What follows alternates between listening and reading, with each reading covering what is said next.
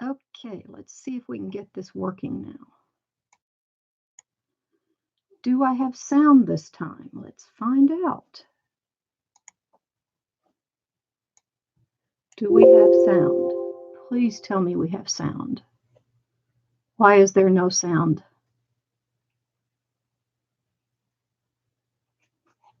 It shows the microphone is on. This is on.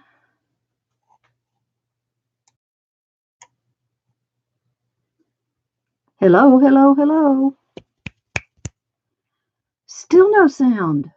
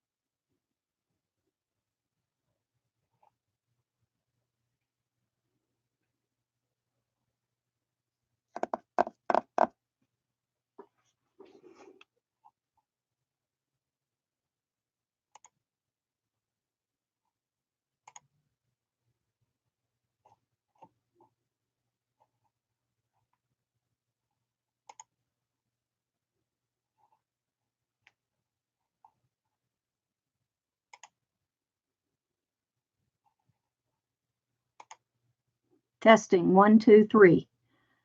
Okay, it says it is working. So why am I not getting sound on YouTube?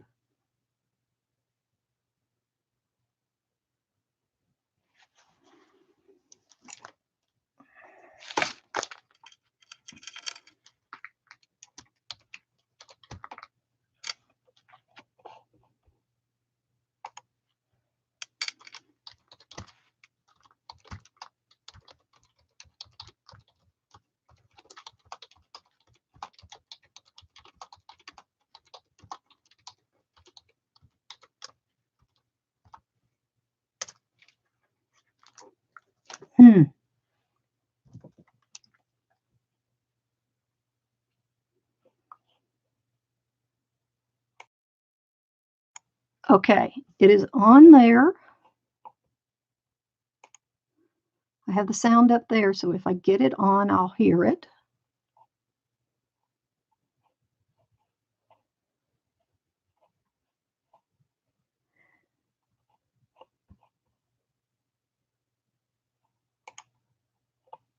Wait a second.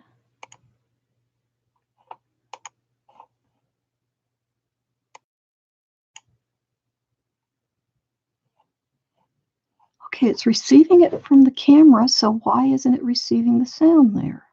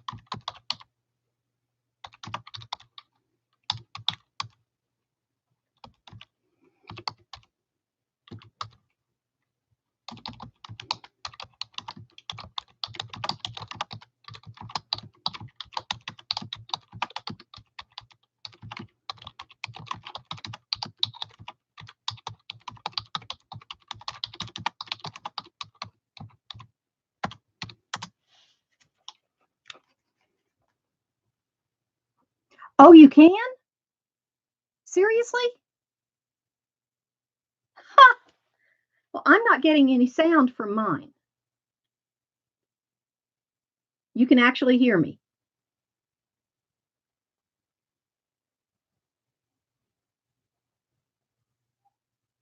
Oh my gosh. Well, it's not coming through on mine at all.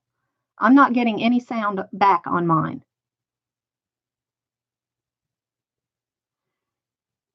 It's my speakers that aren't working. Okay, we're good. Thank God. Okay, I guess my speakers have somehow come unplugged. Well, no, because I'm getting all my stupid other sounds. I don't know. This has been driving me insane. First, my camera wasn't working. Then the cats decided, all of them decided they wanted to visit me on the desk. That was a nightmare. I've never had it that bad. I'm glad you told me because I was really thinking this is going to be a nightmare. I feel like an idiot now. I even wrote this, and you see, if I write things, where'd it go? Where'd it go? Where'd it go? Well, put it this way.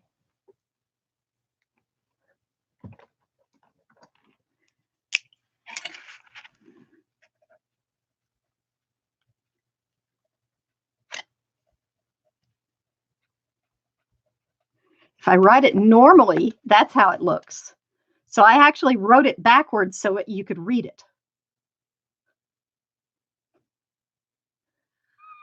Thank you, Amy. I did see this. Actually, I saw it Thursday night. I'm going to give credit to who I saw it from on YouTube. Let me find it.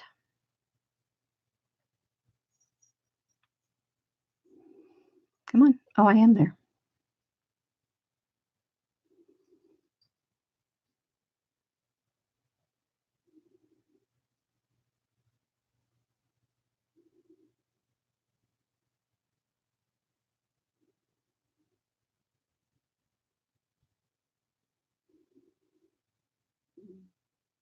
Treasure Books. That's where I saw it. Now, I did go and look for some other YouTube videos to see, but that is the best one I found. And she actually said she saw it from somebody else, but I'm not sure who. But that was a very good video, and she's the one that showed how to do it. Use gauze in hers, but I could not find my gauze. But Treasure Books is the video I saw.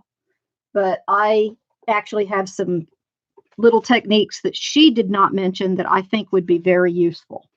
Some things that she did not mention. Now, this is my, it is a mess, but I actually bought this. This is a thing of sari.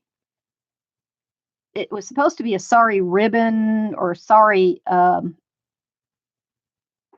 fibers, but it is actually twisted sari ribbon that is then has a thread sewn around it, or not really. It's twisted sari ribbon fiber. It is crazy because it is extremely tightly twisted. And if you really, really undo it, you can actually open it up into a thin strip of sari ribbon. It is very difficult to untwist because I'm talking major twisted, but it will open up into strips of sari ribbon. But I bought it, and this is where I'm getting my fibers from. And it's tedious to pull it apart and stuff, but I have a couple of balls of it and stuff. And when you undo it, you find different pieces in it that have like gold threads, and I can dig through it and I can find some blues and I can find some greens and I can find some purples and golds and all sorts of colors in it. So I can just dig through it and cut a little tiny piece. I'll cut a little tiny piece out and pull threads out of it, and I have it for something. Because I'm planning on doing some handmade paper this summer. Now I have all my tea pieces in it. And I pull my tea pieces into little tiny pieces of paper. Oh, that might work. I even have some silk flowers I can probably trim and put in it. That might work. Hadn't even thought of that. So that's where I'm getting my fibers, but you can actually take any spool of regular thread, any colors you want. You can do it. I actually have a couple that I've made, but I'm not going to show you those because they're going to someone. So just in case that person should happen to come on my channel, I don't even know if they're subscribed. So I don't want to show it. And I have a bag of cheap feathers I bought at clearance somewhere for $1.47. They were $5.50. So I have every color under the sun of feathers. So here we go. This is so simple. You're going to want to do it. If you have a space to work, you might want to do it along with me because it is really simple and it only takes a few ingredients. You don't need to have all these things. If you have some dry tea somewhere, just a packet of tea somewhere, it doesn't even have to be used tea. Some glue, it's about 3 parts glue, 1 part water, or 2 parts glue, 1 part water. This is just an empty container of matte gel that I threw some glue, and I just used my school glue. And any paper you want to use, a little bit of a heavier paper might be better. The heavier the paper, I don't know why I'm wiping that off. The heavier the paper, that more it will feel like handmade paper, and it will not curl up as bad while you're working on it because you're going to get it wet with glue. Any napkin that you can pull the white part off of it because that's the part you want. And I think I'm going to do this one. I haven't done a red one, so I have some red. Where's my pile of red fibers? Is this them? Nope.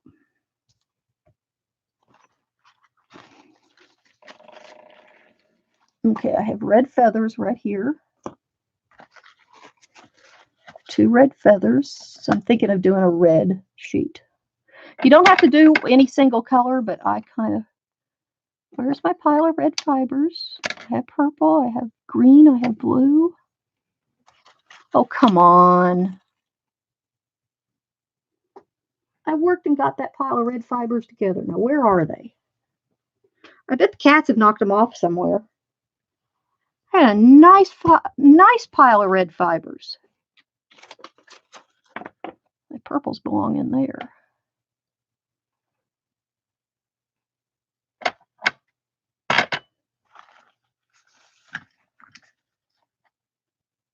Well, I guess I'm going to have to make another pile of red fibers. That makes me mad.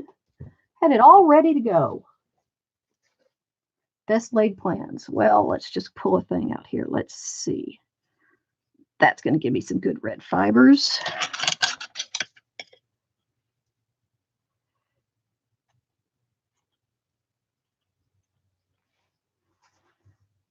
There's some good red fibers that are going to come out of there. And I cut it short so they pull apart easily. And like I said, there's so much here, it doesn't matter what you cut out of it. And I think I'll get a few red fibers out of that. Since I cut that, I may get a few out of that, just pulling.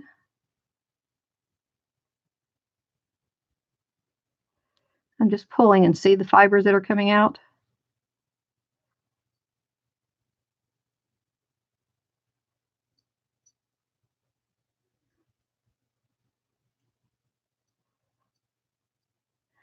I doubt if the person that's going to get this is going to be on here. So let me show you the 2 I made so you know what we're working toward.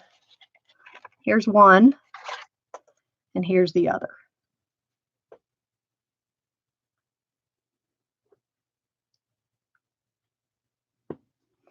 So this is really cool textured paper. This is the one I used the lavender on. And this one I just used fibers, and I actually added a tiny bit of glitter on this one. And you're going to die when you see how simple this is. Like I said, you're going to want to run and grab your stuff and make some. And it is fun. And it's more than enough. I said, you can just grab some of your sewing thread. It doesn't matter, but I wanted to use silk. This is some silk fiber, and actually I have some red. And I bought some of this to make handmade paper. Okay, where's my bag of silk fibers? Because I want to get the red. I have some red and I have the white so I can dye the white. Okay, where's the bag? Did you all get into it? No, it's right here behind me. This is a big bag of it. And it didn't cost that much for all of this. Here's my white. The white doesn't show up. It just adds a cloudy look to it. Okay, let's see if I can find the end to this to pull some out.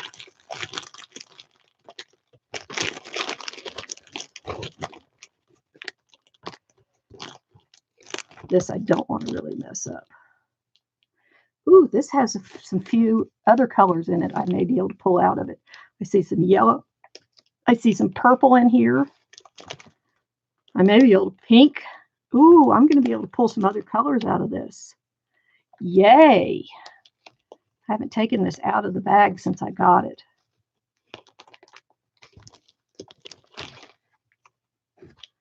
Okay, the end has to be here somewhere on top.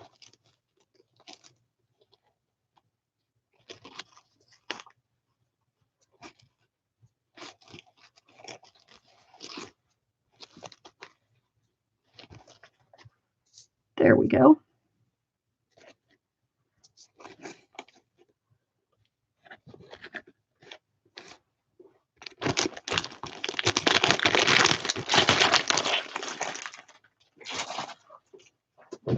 Now you just have to, when you buy it, you have to really look at the pictures closely to figure out what you're getting, because I thought I'd really messed up when I bought this other, but I'm finding uses for it anyway. Oh, I want to pull this pink out of it because I don't want to use it in this. I want this pink for something else. That is some pretty bright pink fiber right there. I want to use it separately as a pink. Let's see if there's any more real pink that I can grab. There's not much real pink in here, but if I can find it and pull it out, I'm going to. Some of this takes a little bit of delicate handiwork, but not real bad. There's an orange right there, or a yellow.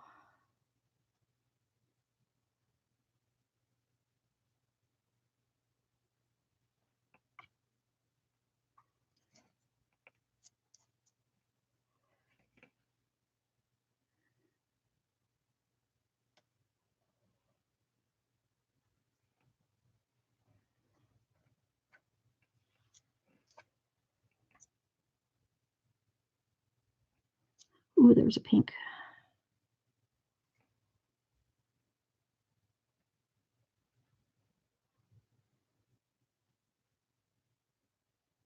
Has some orange with it.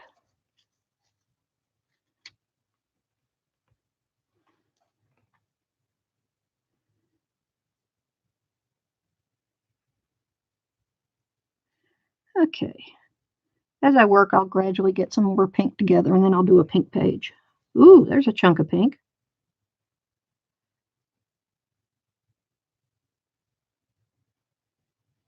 That's a nice chunk of pink.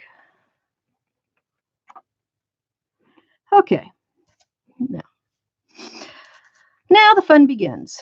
I have some just old, some paper I pulled out of a encyclopedia. Now,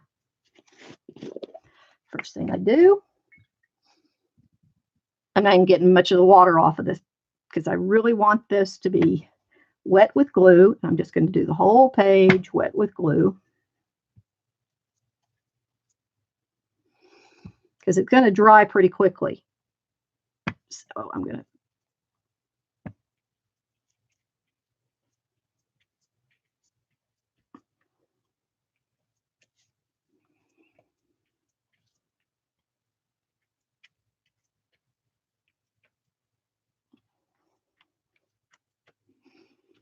I even already have some threads and stuff in there from playing around with this. It's already on the page. That's good. See, it's trying to curl up. That's okay. Okay, we're wet with glue. And this will stick down to the paper. That's okay. We'll cut it off from around it when it's all dry. And you can already see little pieces of fibers already on the page. First step done, and drop this down in the water. First thing, tea. Yeah, any fiber. Thick yarn, thin yarn. I'm going to sprinkle some tea on here. Okay, we have tea. Now, my red fibers. Now you can put your threads on here any way you want. You can put them on one at a time like this. If you have just some thread from your thread basket or from sewing, or it came off your shirt, found on the floor, you can put them on like this. I know on her, she put them in straight lines like cross hatching and stuff. The way I did mine on those, I literally took little bunches like this and drug them across and just saw where they just wanted to stick.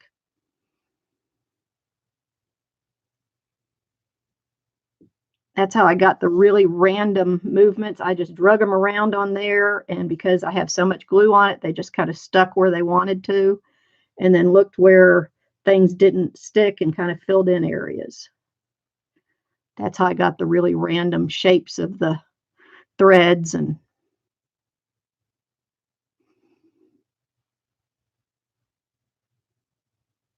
now these are mostly longer ones.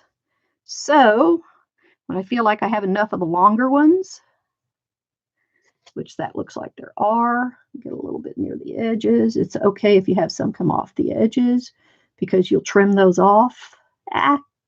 Now you're going to start getting glue on your fingers because you're getting close to it, and I've gotten a little bit of glue on my finger, so it doesn't want to let go of my finger. Let go. I want you to stay there. I want it there, and it doesn't want to let go of me. Stay there. Okay, I need a little bit of this to come further over here. It's a little too clumped up right there. Can you all hear me okay? Am I too loud, too soft? Yeah, cat hair might be fun. This is one time you don't mind if your pet's hair gets in everything, or your hair, I don't know. I don't know if I'd want my hair in it, but my cat hair might be fun. Now, this is where I get my scissors and might do a little bit of tiny trimming.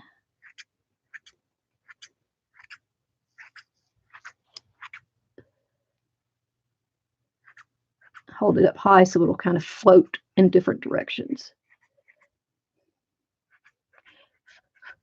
Do a little puffing.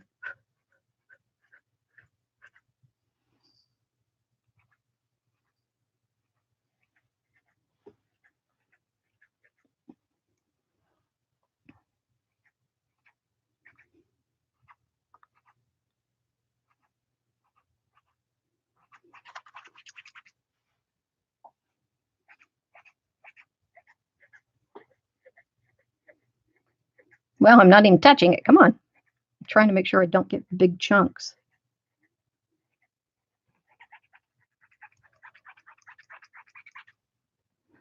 There, I have some little tiny pieces on it. I mean, little tiny.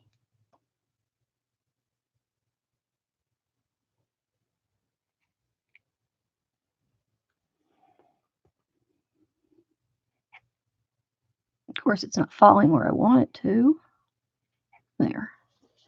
Okay, that's enough red. That's where we get most of our color. And let's grab our tea bags. You can do your sizes of this any size you want, but you don't want big chunks because they'll stand out. Oh, there's a little bit of tea left on that. I like them really tiny, so and you kind of randomize them. So I just grab them, pull a piece off, and drop it.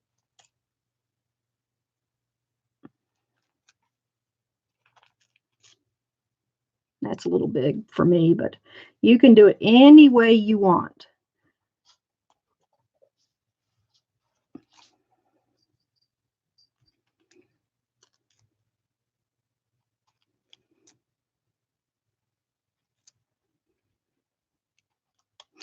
I first tried just tearing a bunch of this and putting it, ready to do this, but it turned out they tried to stick together, they clumped, and I found out it's a lot easier just to grab the bag and start tearing it over the thing. Turned out to be easier for me.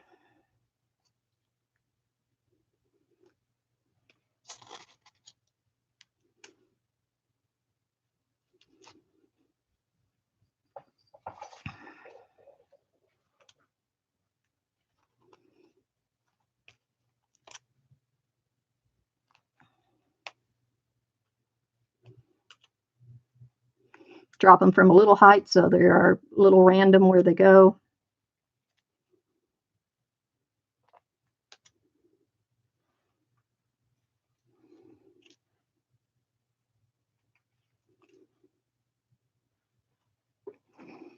Okay, now my red feathers.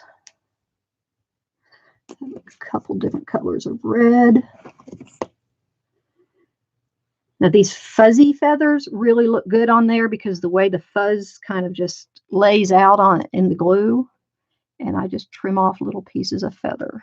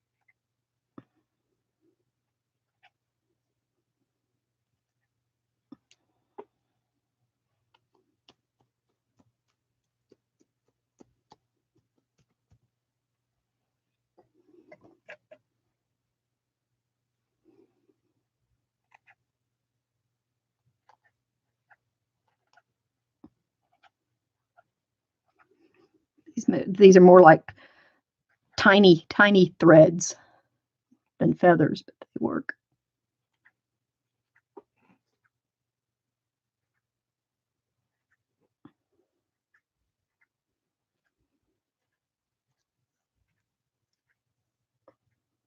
There's no color right there. Come on, land there. There, thank you.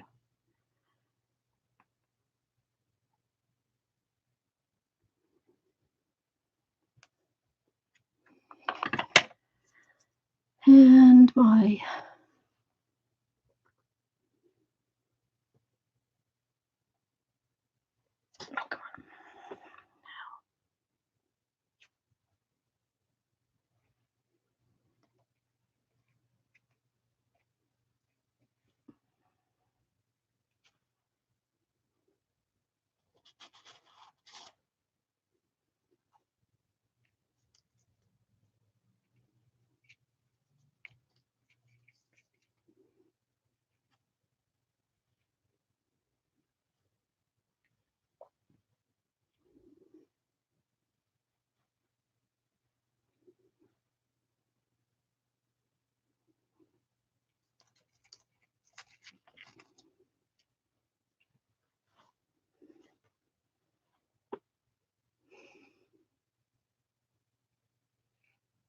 yeah, you can use your tea.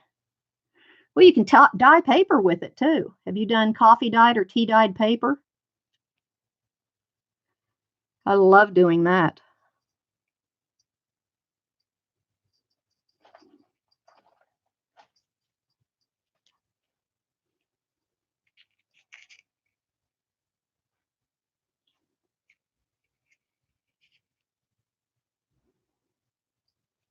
You know, if you could find some, I don't know, RIT dye or something and dye some cotton balls.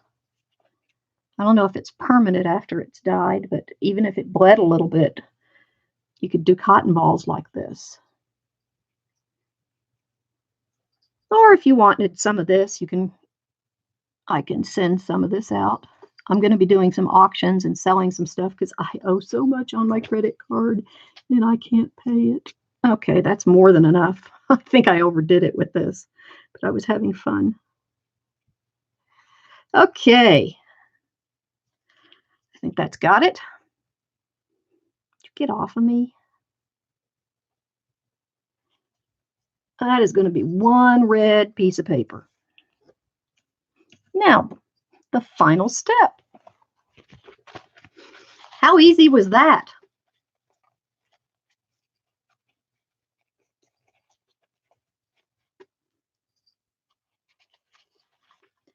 Now we take our white piece of tissue that we were pulling off of our napkins all the time and didn't have much to do with them. This is what we do with it. We lay it over this, and now we can crumple it up some so we have more wrinkles in it. That gives it even more texture.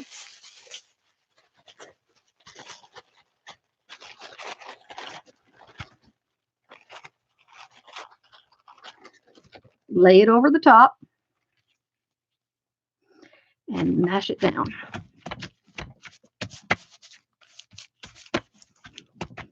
This is why I wanted so much glue on it, because the glue's been drying and I'd like to have some of it still there to help hold this down good. It's a lot easier for this last step if some of that glue is still wet. I tore it right there a little bit. That's okay.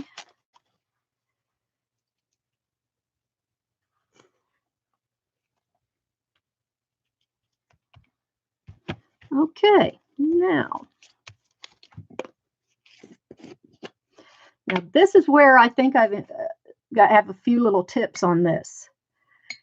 To make this look like handmade paper, every little number one, you want to get rid of every little thing that looks like an air pocket. But you don't want to tear this paper.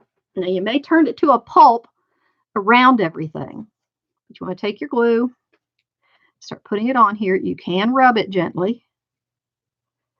Just wet this stuff down.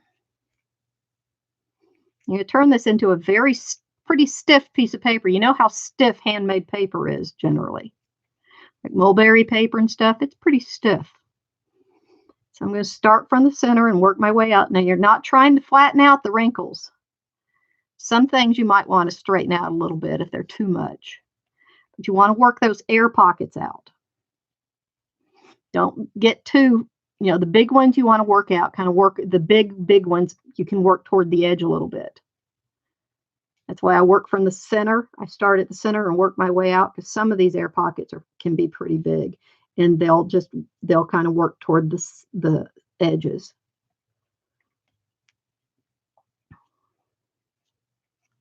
Notice I'm not being skimpy on my glue, but then again, there's a lot of water in it too. But what we're doing is we're saturating this tissue, and we're making it very, very thin, friable. It will practically disintegrate under this brush at some point, which we really don't want that, but there are some places where we will. Especially if you use some larger pieces, like where I use the lavender buds, because they're larger, and you want everything to look like it's all one piece, like handmade paper is. You don't want to look like you have a layer on top of it. And I'll show you how to get that.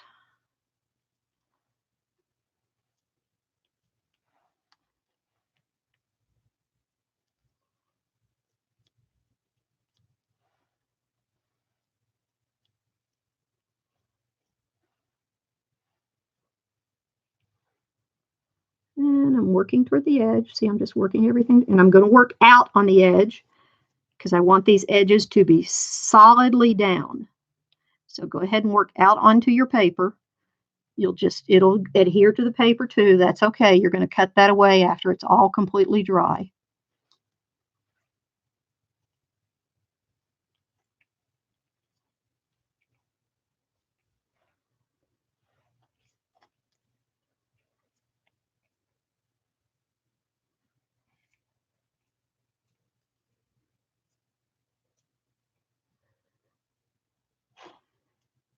It's looking pretty, isn't it? Oh, I should have put a little bit of glitter on that.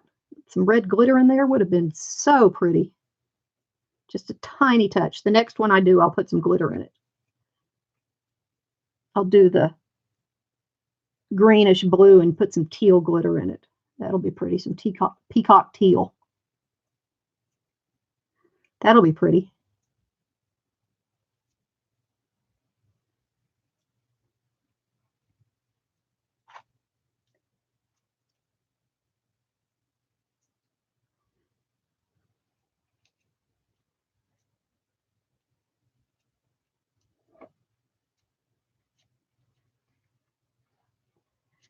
See, I'm not being skimpy at all on the glue, because I want this stuff saturated, because what I'm going to do next is going to depend on it.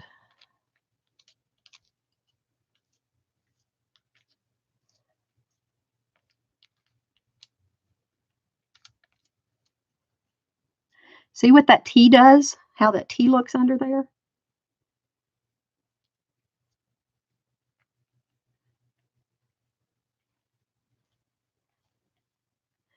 Okay, now, some of these wrinkles look pretty big, so you don't want them really standing up too much. So I'm just going to tap them like a stencil brush, pouncing on them just a little bit lightly. And what it's going to do, it's going to turn this tissue almost into a mush underneath it. I'm just very lightly straight up and down. Now that kind of lifted some up, so I'm going to it showed where there's some air under there, so I'm going to then lightly brush it. So it moves the air, it spreads it out, but it's going to turn it to any mush, and any air that's under there is going to be able to escape.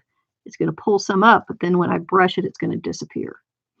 But it turns those larger wrinkles into very like micro wrinkles. And then just lightly brush it. And any air bubbles you see anywhere, you do this around the area of the air bubble, and then you lightly brush it.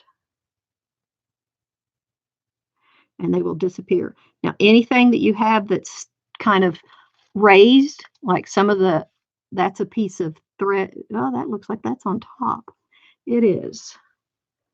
I don't want to lose that piece of thread. I like the way it looks. So I'm just going to put a piece of tissue on top of it and wet it down good. And now it's sealed in. Some things might escape and you might want to pick them up, but I wanted that left in there because I like the look of it. Any air bubbles you find. But like I said, if you use something large like the lavender buds, they're going to poke up more. And because it pokes up more, this tissue is going to lay around it. Like this is, let's see here. Like this is the lavender bud, and the tissue is going to lay around it, and there's going to be an air pocket on either side of it, like this. So you're going to have to get the brush on top of it and push it down so it actually snugs all the way down around it like this. So to do that, you're going to do this on top of it. So it actually pushes it down all the way around the edges, around every little piece. And see, like this is where the silk, this stuff is. There's air down inside of that silk. So I'm going to work it a little bit and make sure all that silk is pushed. See, I'm pushing an air bubble. That's a big air bubble right there that I'm working out. But see, that was a big piece that had air down in there. So I'm just working that out and making that as flat as that can be. Now, so all of these things, anything that's poofy like that is going to have some air hidden in it. So make sure you find all those little spots, because any place you leave any air in there, when it's dry, it can come apart. It'll just separate like a layer. So this is where it gets a little bit tedious, but this is where it really pays off and looks like handmade paper when it's done, because you didn't leave anything there.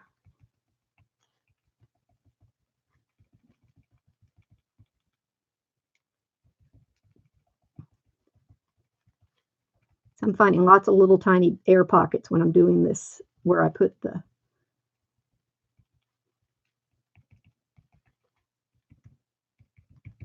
silk fibers.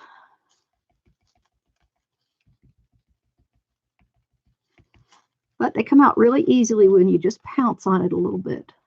Because what I'm really doing is shred. It's actually pretty much shredding this, or baking some little micro tears in this tissue, and makes it so the air can easily come out. Or this bubble's wanting to migrate all the way to the edge. Look at that.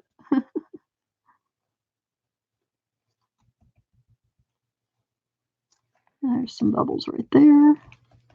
Once you get going and do it a couple times, it took me, the first one, I thought I'd never see the bubbles. I was like, ah. And then I started, it's like, oh, there's a bubble, there's a bubble, there's a bubble.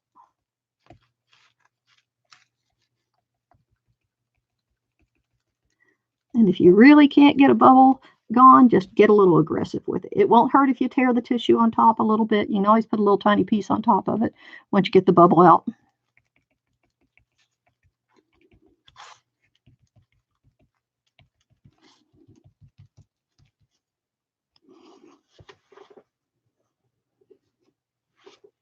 Ah, let go of me.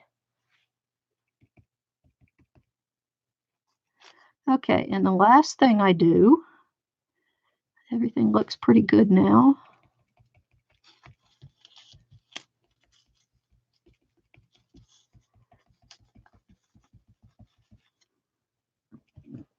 Last thing I do is go completely around the edges and make sure the edges are completely down good.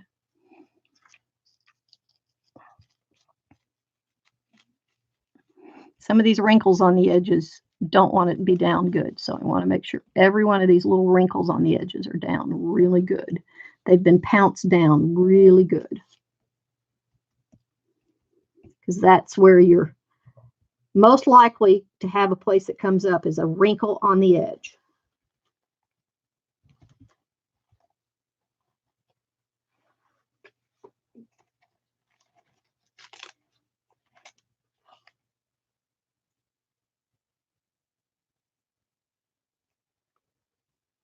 A piece tore off the edge there.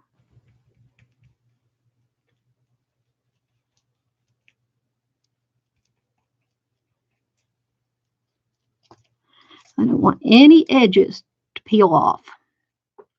I'm doing this very gently. And I have to admit, having a decent brush, having one decent brush really helps. These are the Crafter's Choice Royal and Langer Nickel. I really like these. I have one set of them. And I have a big tip for you if you've not seen it. Potpourri would work as the dried flowers, yes. I have one good tip for you. I have thought I've ruined so many brushes, and I'm sure you have too, when you've left it out and you've left paint on it or glue on it, and you come in and it's stiff as a board. And you think, oh my God, it's my favorite brush. What did I do? Don't panic. You can save it. I've saved so many brushes because I'm bad about that. You have no idea how many times I've come in and found my brushes laying on the counter after the next day. I'm going to dry this. I'm going to dry this just a little because I don't want to pick it up, because I don't want these edges to come loose.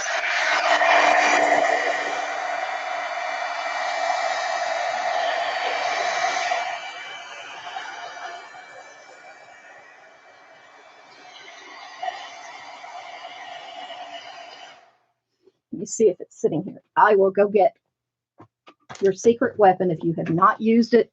It's cheap. You can buy it at Walmart. And it will save your stencils, your brushes. You don't have to clean your stencils every time. A little bit of paint drying on them does not hurt.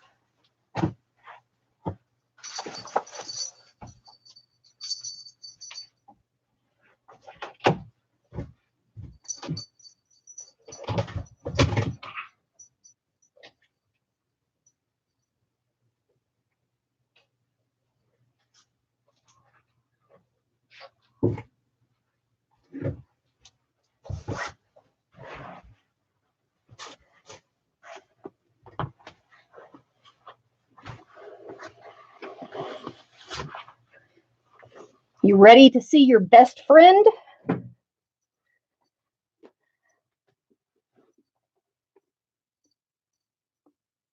There's your best friend. Murphy's Oil Soap. Original concentrated wood floor cleaner.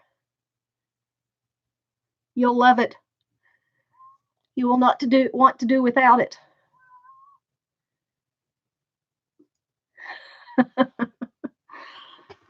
I take one of these little weed jars, put a little bit of oil soap in the bottom of it, and put my brush down in it, and make the brush soaking wet with it.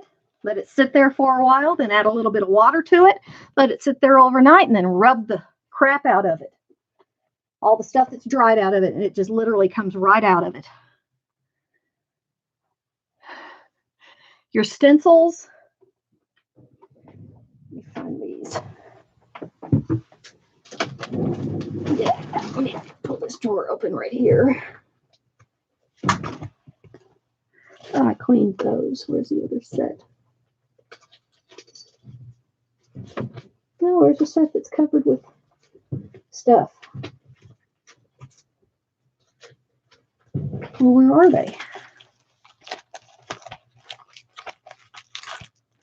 Did I clean them already?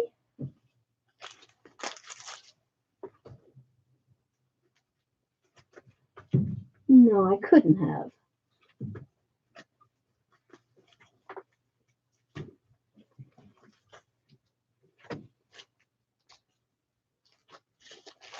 Well, crap. I was going to show you a set of stencils that are covered. Well, anyway, your stencils. Well, that's upsetting. I don't know where they are, and they should be right there. Anyway, your stencils. If you're just using paint with them, don't worry about washing them off every time. It can build up on them as long as the openings are not occluded.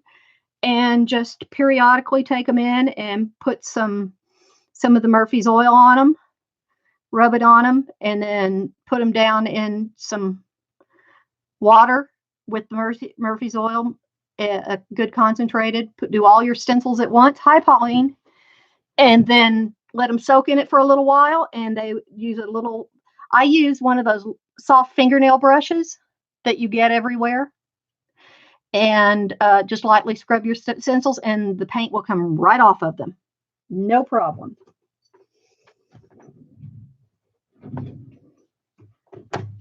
Try this a little bit more.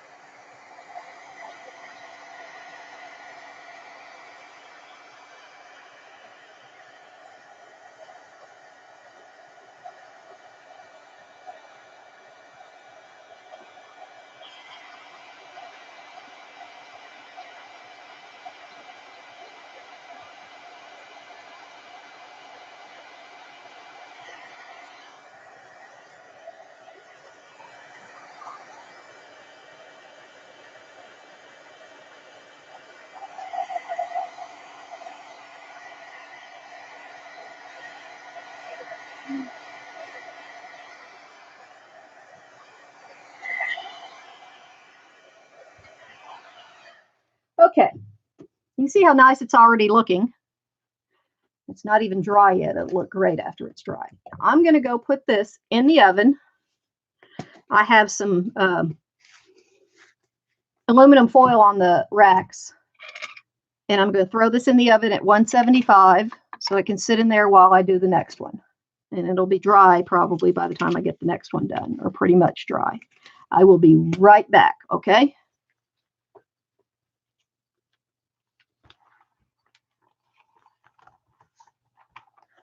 Mineral spirits are flammable. Nah. Hi, Lily. Follow me. I'll be right back.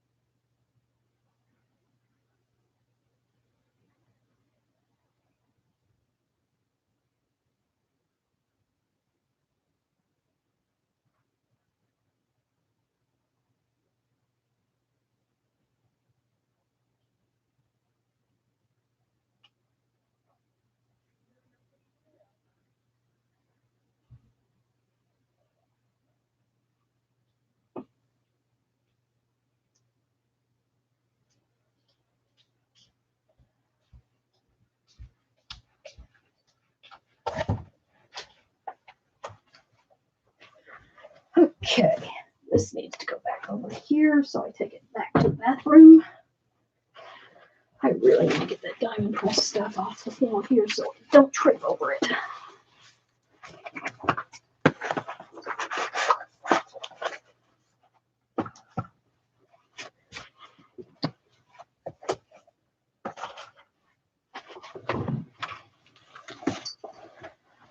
Okay, I'm back.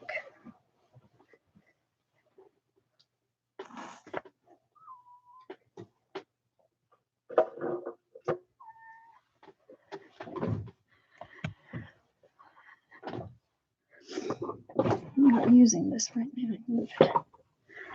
Okie dokie. 2 more pages out.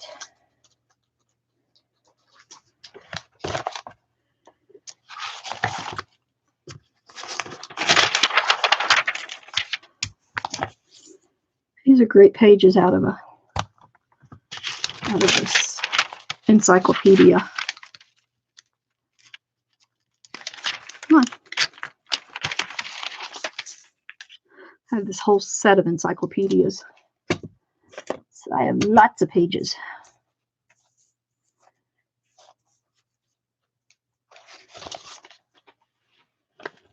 If y'all are ever looking for any books for whatever purpose, any particular types of books to alter or to use the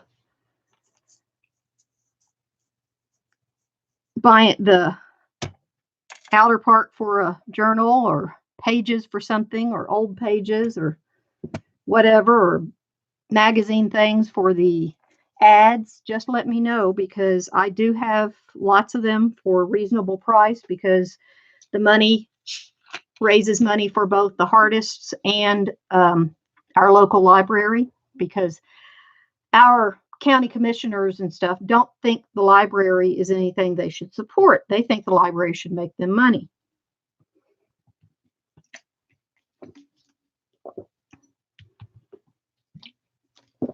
Okay, now we're going to do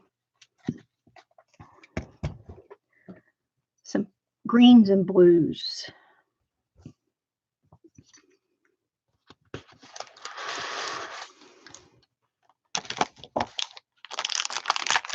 Let go, let go, let go. Oh, come on. Thank you. You don't even belong over there.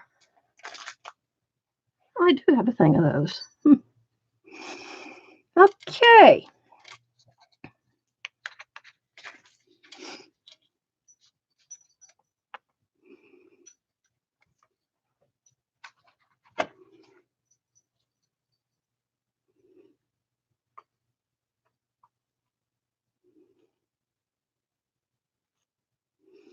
There's the blue fibers left from the other one.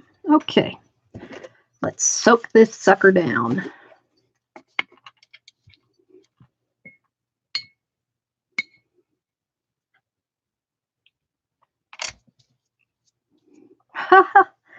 There's glitter in the bottom of this. Now the glitter on the bottom of that. And that is green and blue glitter. Cool. Nothing like starting out with a little bit of glitter on it.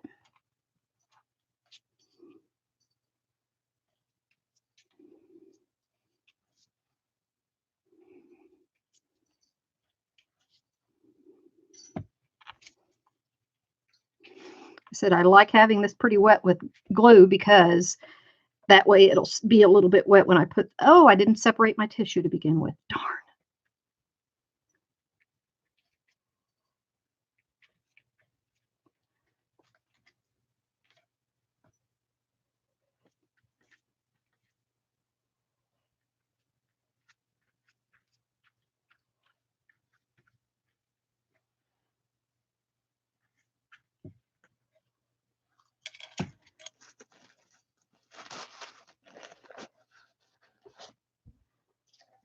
There's a napkin.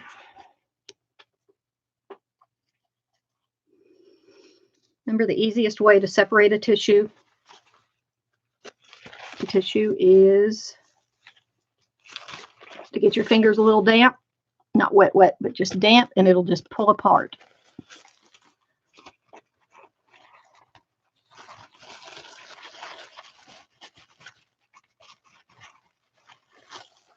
Okay, I have my tissue.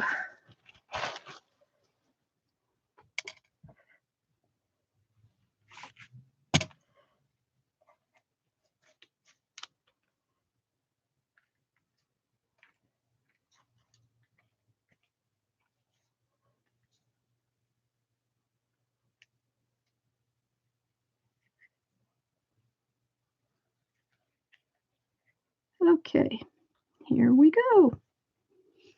Let's see how long it takes us to do this one. T.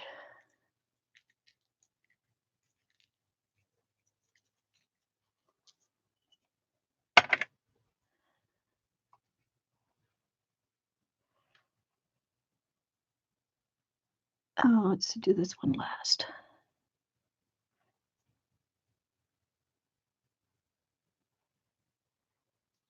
Come on, stick. These threads are smaller.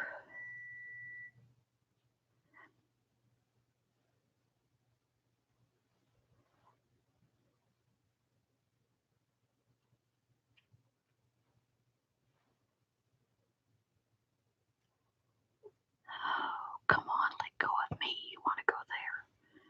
You don't want to be attached to me. Feels like little spiders wanting to hang on to me.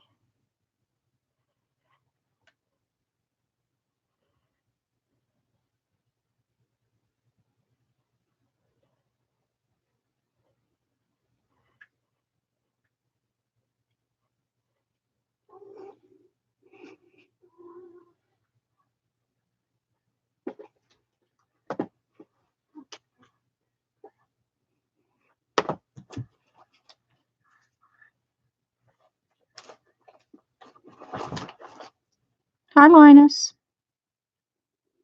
You took Lily's place. She's not going to be too happy about that.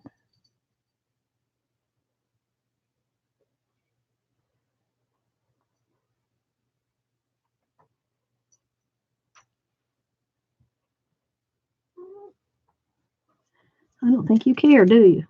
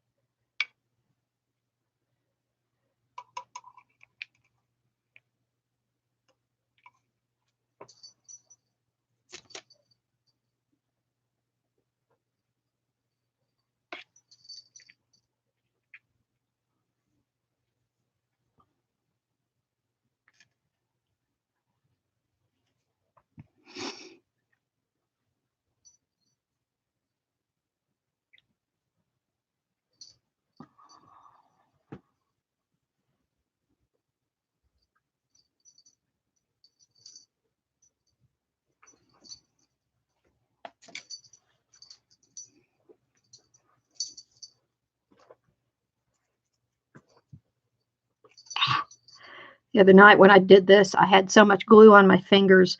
2 hours later, I was still pulling strings off my fingers. Ah! Now, really pretty blue. This is a lighter blue than these others.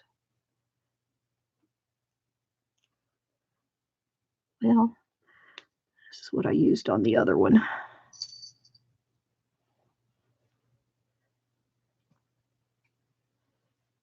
Come on, let go.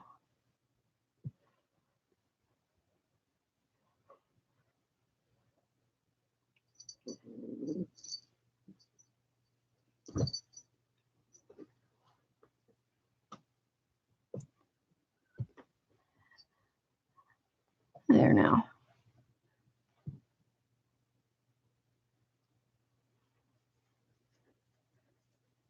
Let go.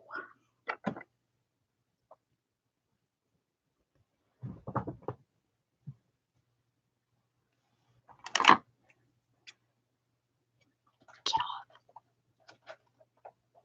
off. Let go of me.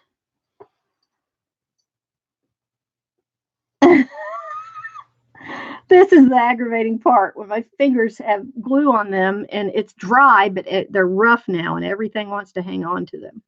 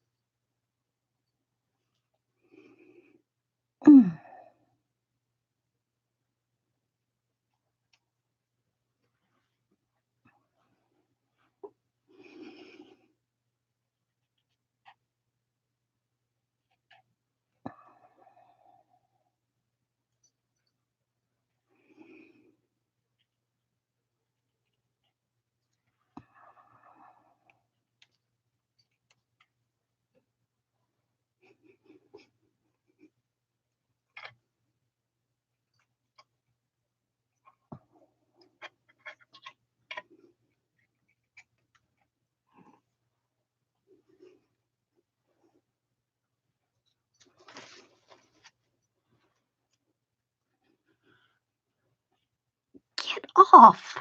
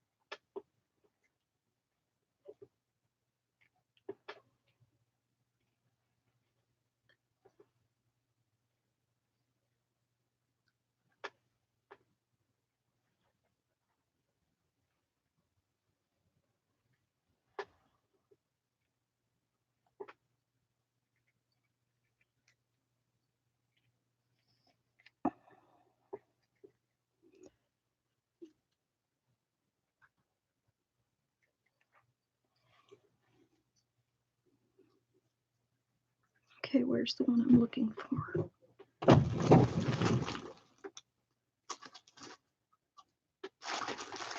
Okay, I know I cut on it.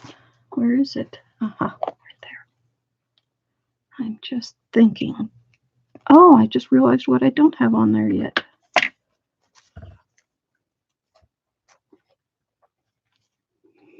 Don't need much of this, though.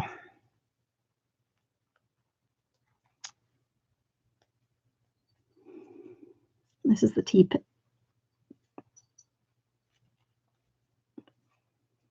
bag paper. It's little tiny pieces.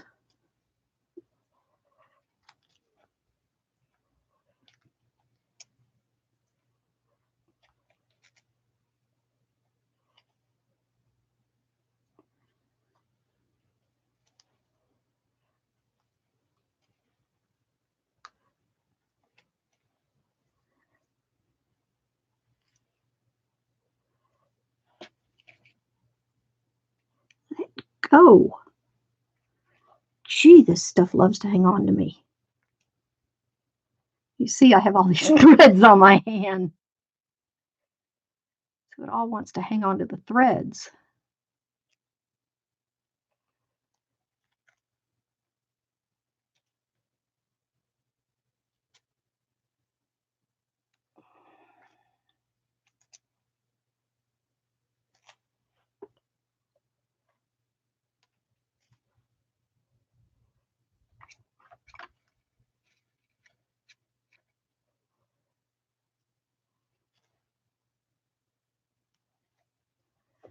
Now, I'm just considering.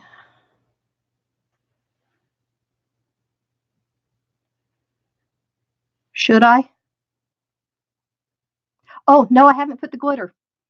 Should I cut the eye off and put it in it?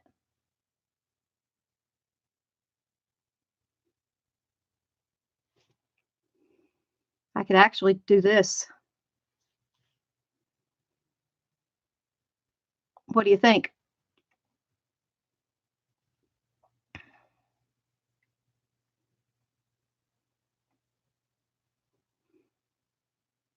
Should I put this in it? Like that?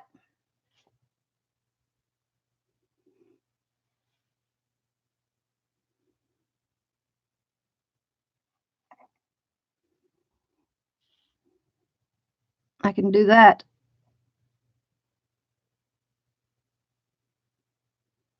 I could do that. Oh, let me get the glitter. It's right here.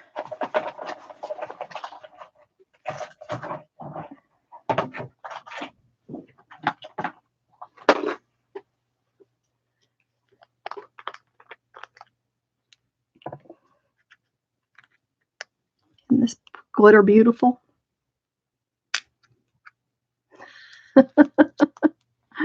Maybe I won't do it on this one. I'll do it on another one.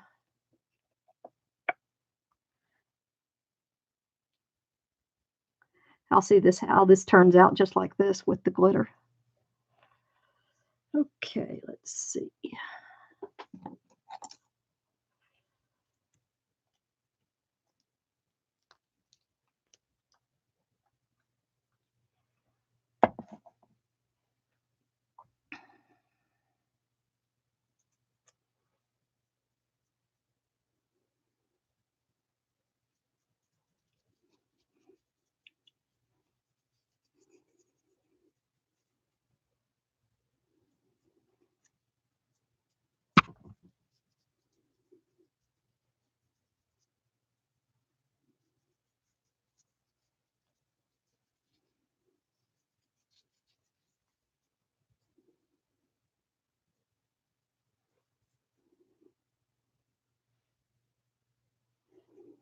I know what I'm going to do.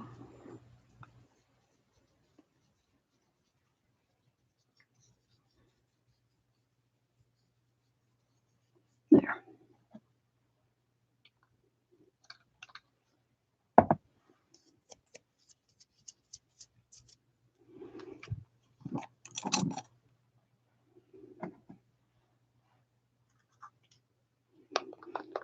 Okay, it now has glitter.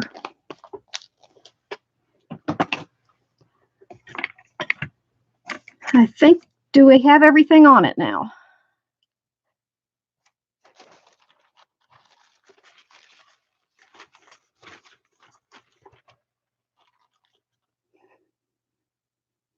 I can't think of anything else. Oh, I know what I think I want to put. Just a tiny bit of purple. Just a few little bit of purple here and there.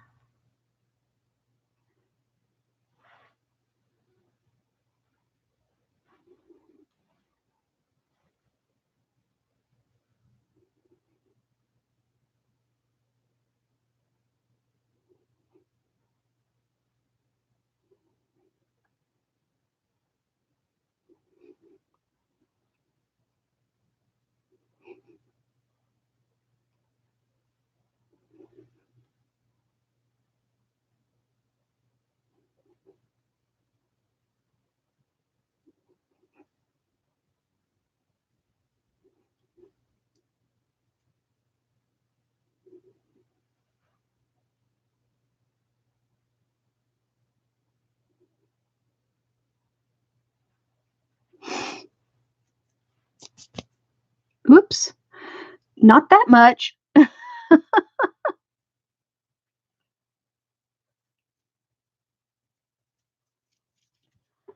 There. Okie dokie, here we go.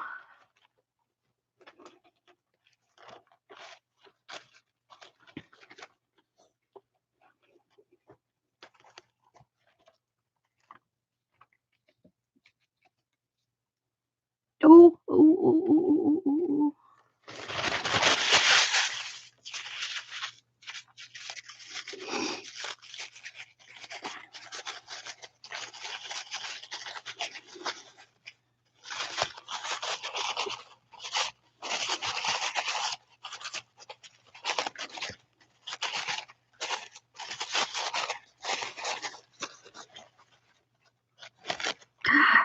Come on.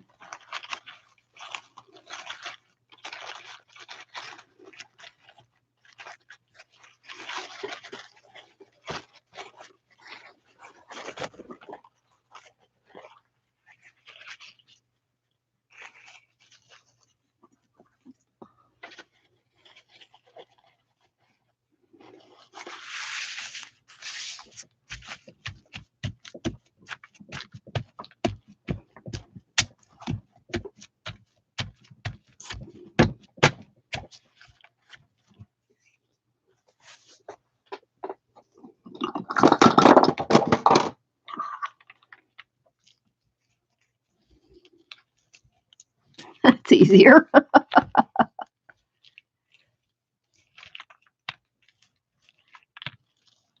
That works.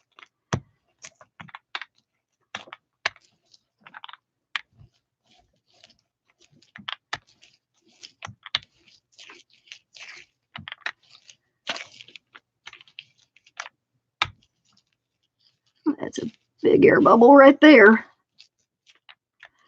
Okay, now let's get to work.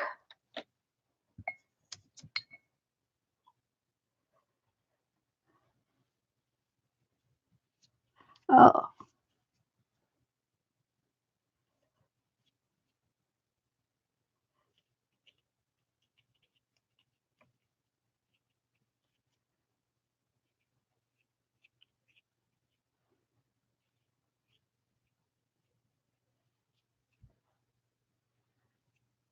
I'm glad I added those little bits of purple.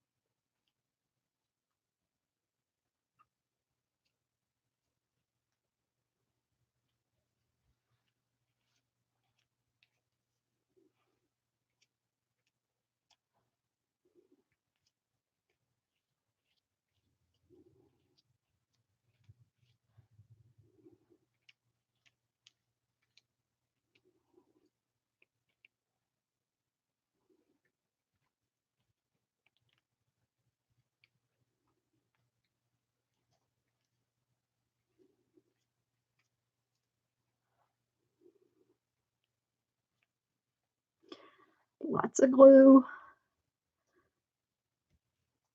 all the way past the edges. Make sure that everything sticks down. No bubbles.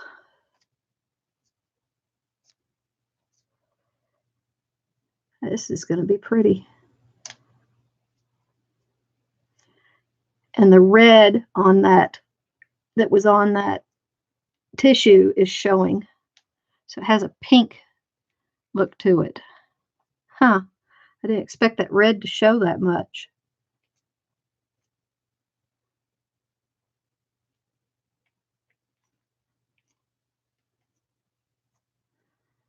Really interesting look.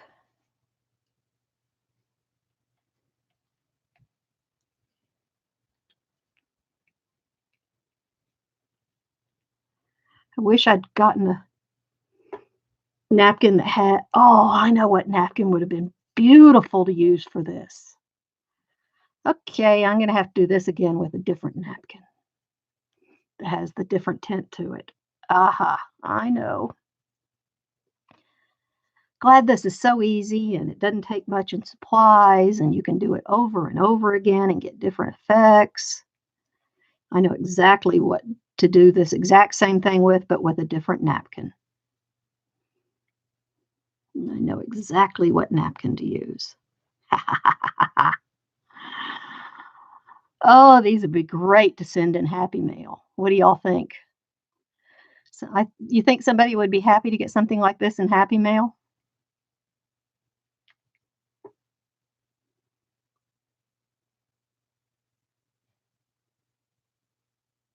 No, no. Now you could probably put some on top. Want me to sprinkle a little bit of the glitter and fibers on top and see what we end up with? I can sprinkle some on top and then work on it. Let's see.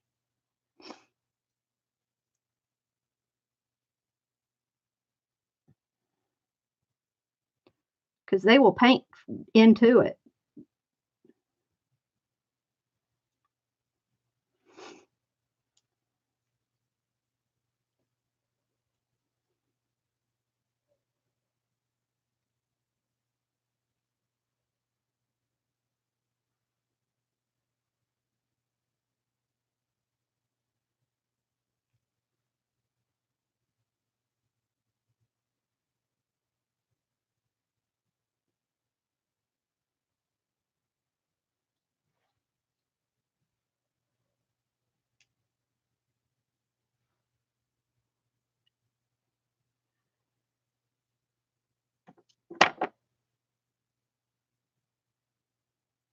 Just a few, because I don't want too many on top to take away from what's underneath.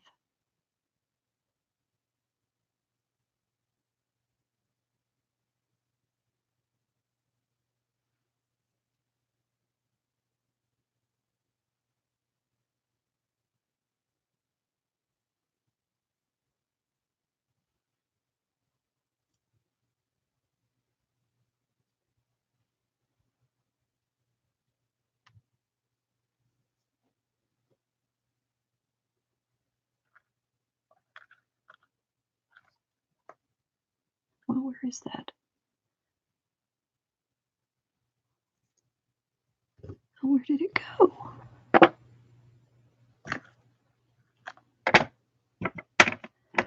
Oh, this won't work.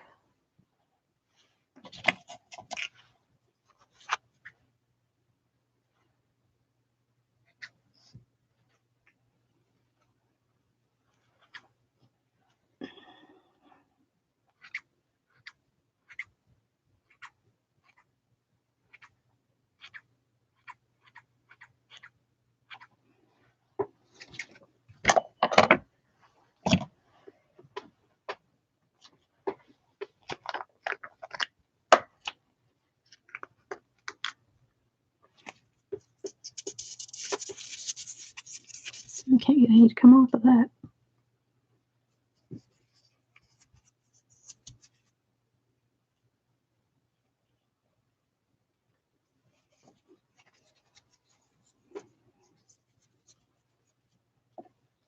Just a tiny bit.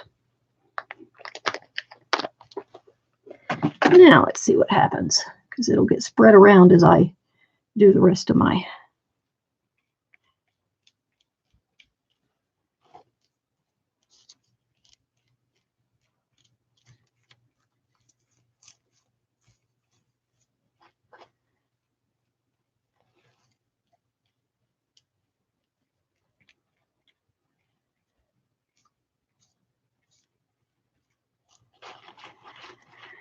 Okay, now.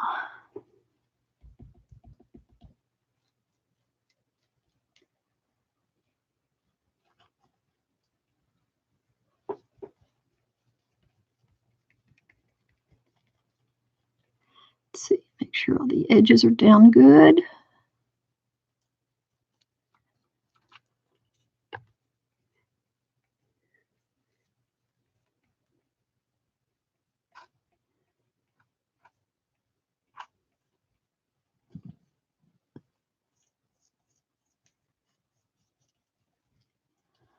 Okay, now let's work on all those bubbles. Bubble, bubble, toil and trouble.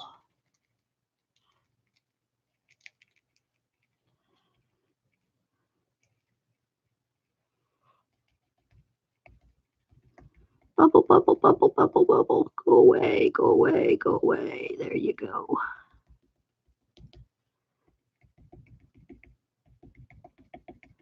Bounce, bounce, bounce, bounce, bounce, bounce, bounce, bounce.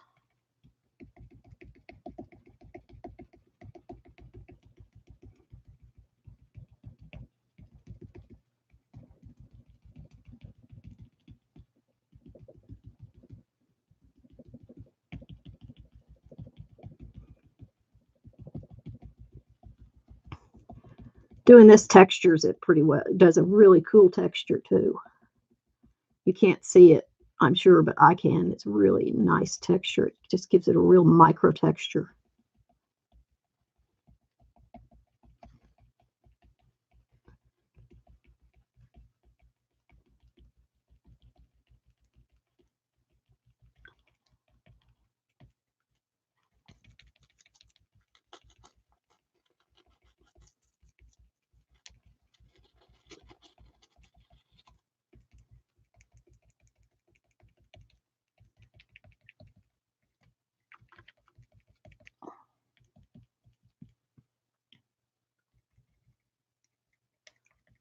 Come on, Bubble, go away. There you go.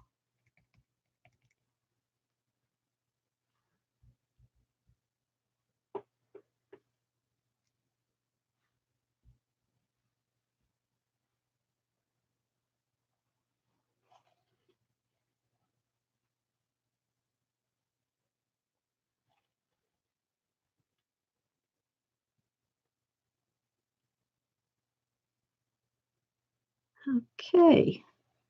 I think we have it.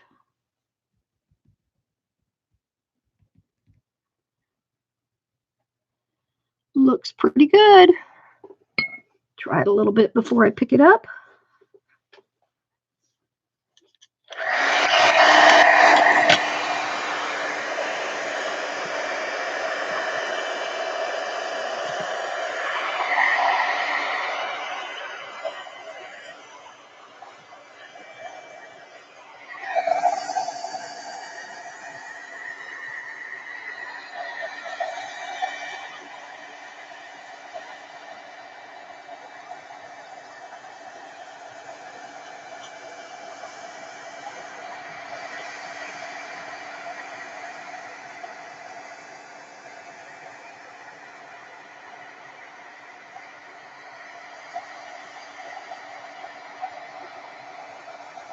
Yes, definitely addicting because it's so easy to do. It's fun.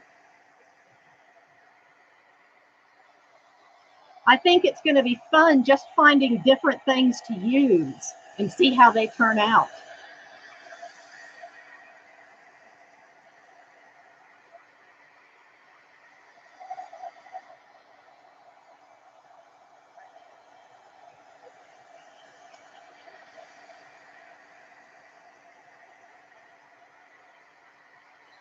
Now, when it's done, it's a little bit wrinkled, warped, but you can set it under some heavy books for a few days and it'll flatten right out.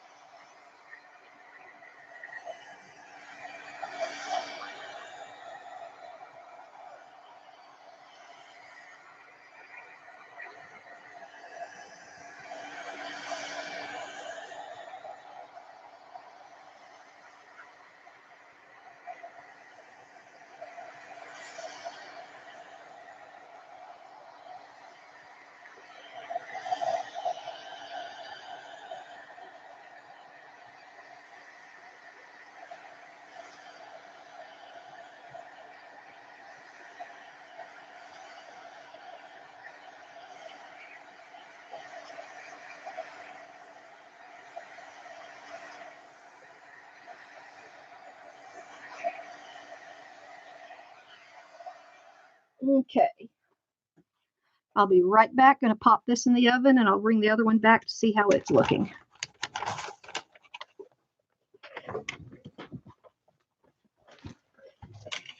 Oop, let me close this drawer.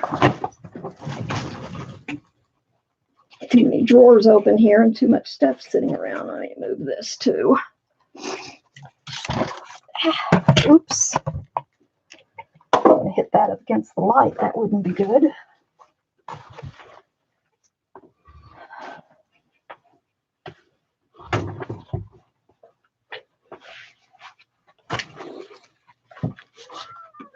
What? You don't have to follow me every time I walk out of the room. I promise I'll come back. Did I hit it? No, it looks okay. I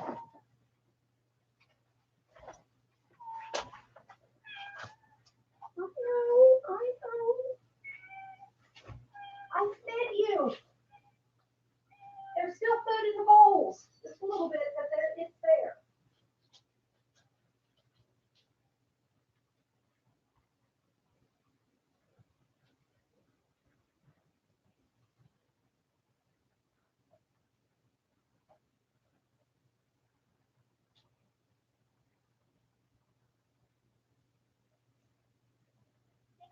No, get your foot out of there. Get your foot out of there.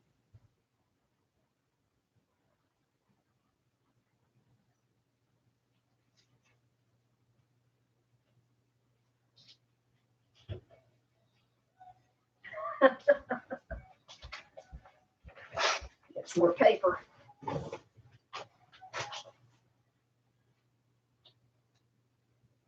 No,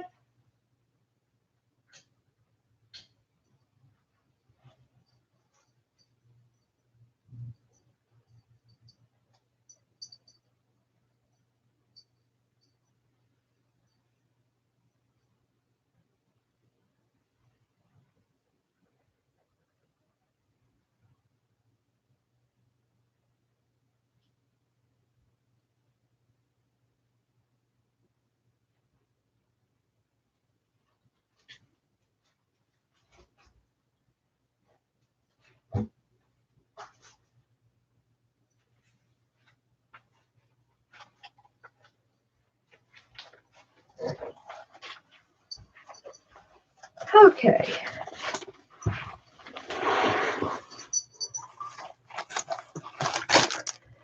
I brought the paper I'm using so you can see what it is.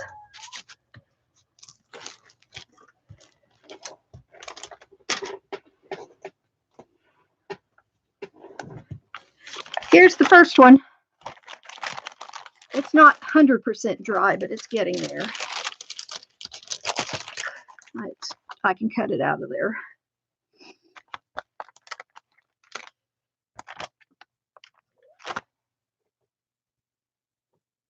Where is the, I know, let me find the, thinking what color we want to do next. Can I please step over here? Thank you. Okay, I knew I moved it to get it away from you, but where did I put it?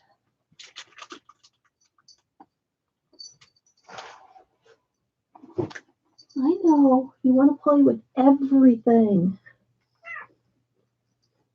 Where did I put it?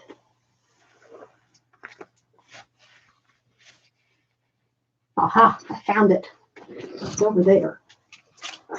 Excuse me, can I please move?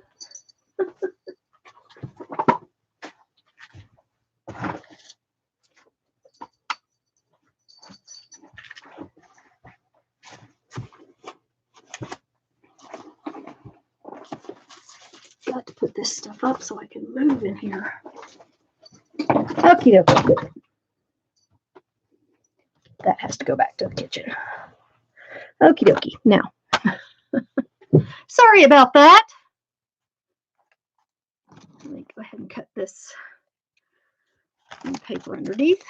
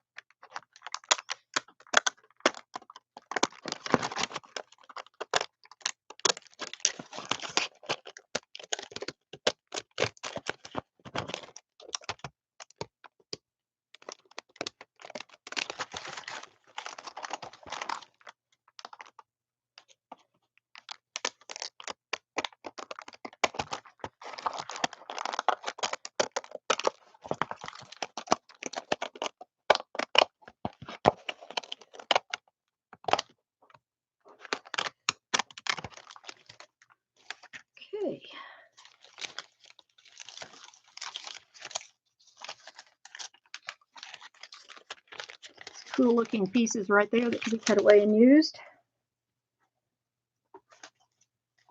That's not the one. Oh, well, now let's turn it over. Pull this off.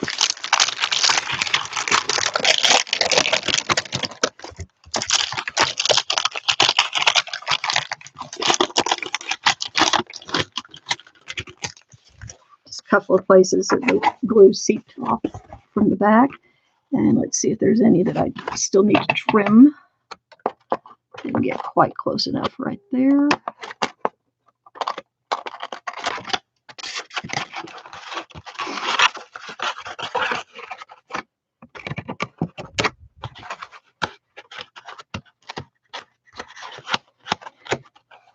Excuse me.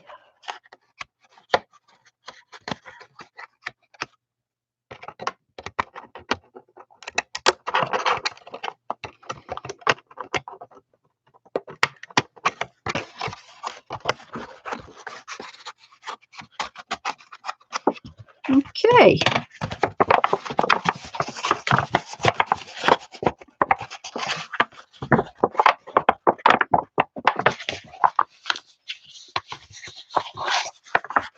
There's our faux handmade paper.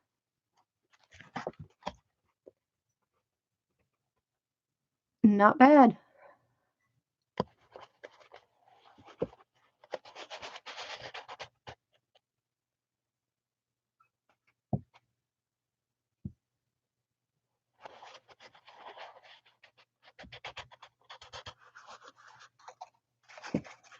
Yeah, that red fiber turned out pretty good.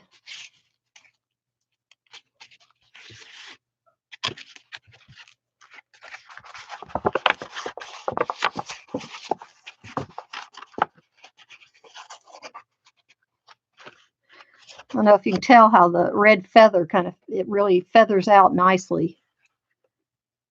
When you chop off the little pieces, you can actually see the little featherings in it. I know you can't see it, but I don't know if it'll focus or not. I don't know how this thing is doing. I don't know if the autofocus is working or not. My camera is really being goofy. There's a little air bubble that didn't quite go down good. But there's another one down. But this is the paper I'm using. It's the Nina. Looks like a parchment paper, 65 pound, but it's a really nice feeling paper. I got it at Office Depot.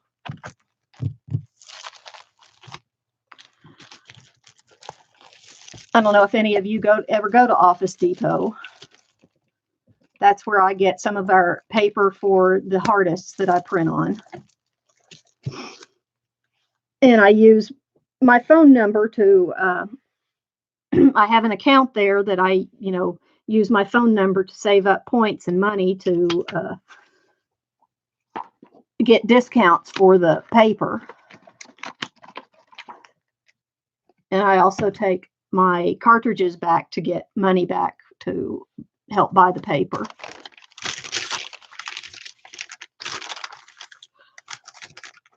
That stuff's not cheap. I try to print on 24 pound or heavier. They did donate a case of 20 pound paper, which I use that sometimes.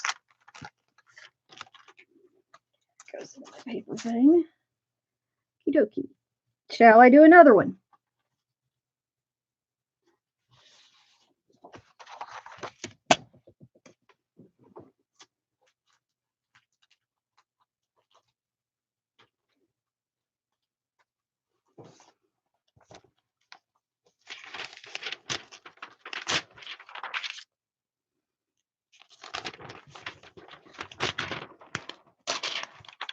I pulled a bunch of pages out of the front of this encyclopedia the other day, so I'd have them at my ready. This is the encyclopedia I pulled them out of.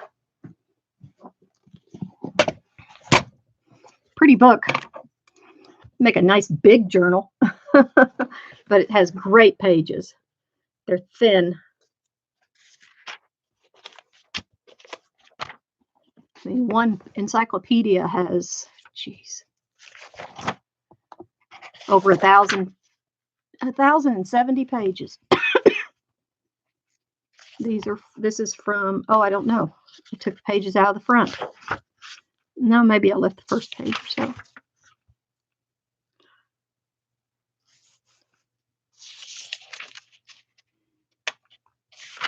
What year is this one? 1974. I think I have 3 or 4 sets of encyclopedias now. So if anybody's looking for encyclopedias to use in their craft work, let me know. I can send you a book or 2. Inexpensive.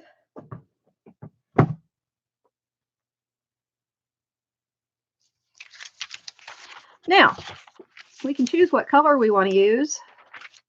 Ooh, a map.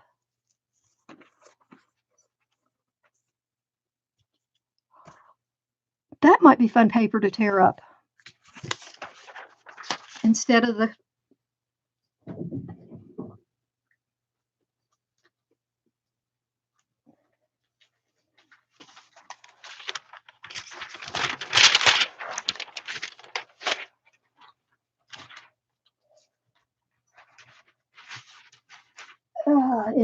the tea bag paper, or with the tea bag paper, or whatever. Who do we have here? I see Amy. I don't know if Pauline is still here. Now, we can choose one of the colors I have, or we can choose a color here. This is Sorry ribbon. We can pick a color here and do it. Oh, let's see.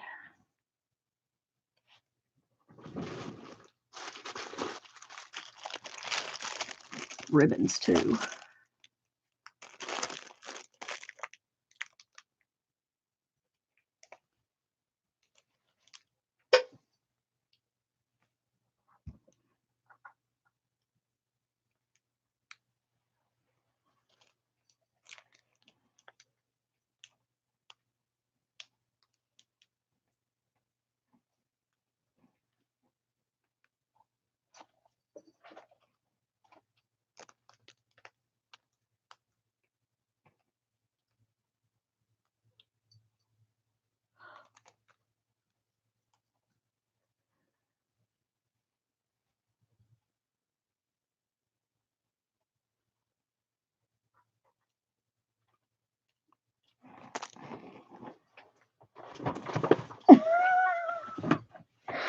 Don't think you fit under there, girl.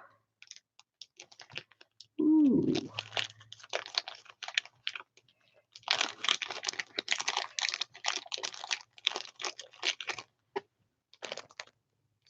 How about this might be funky, but a green and yellow background with this glitter?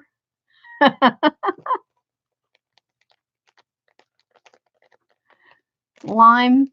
That might be fun. I might be insane.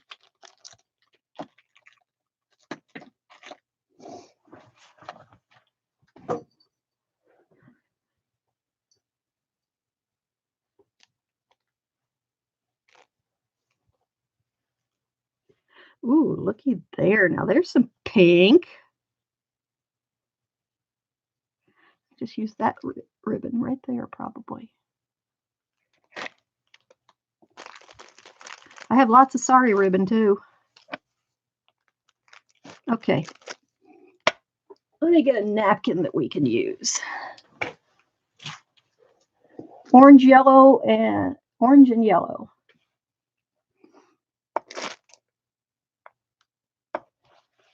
Okay, let me see what I have here. And I can use this glitter. Okay, we can do an orange and yellow. Let me get a napkin that'll look good with it. That will work. My bin of napkins.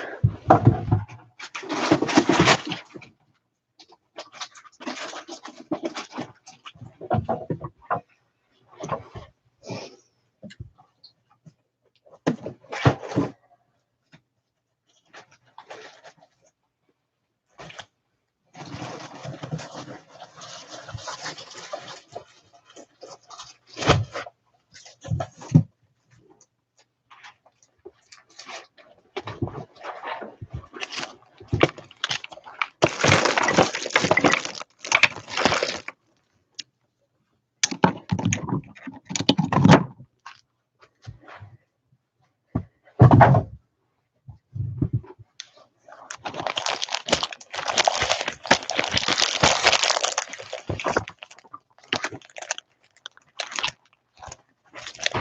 I don't want to use that one.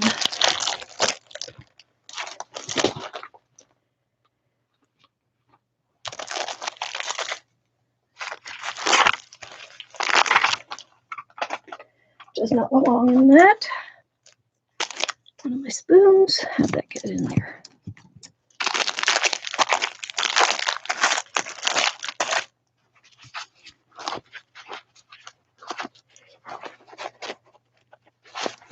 Oh, that would work. That'll work.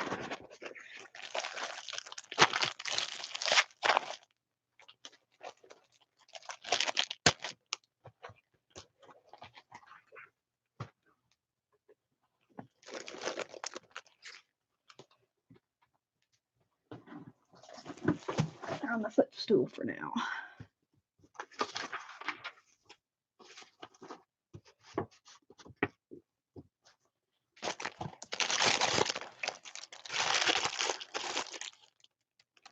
Yellow.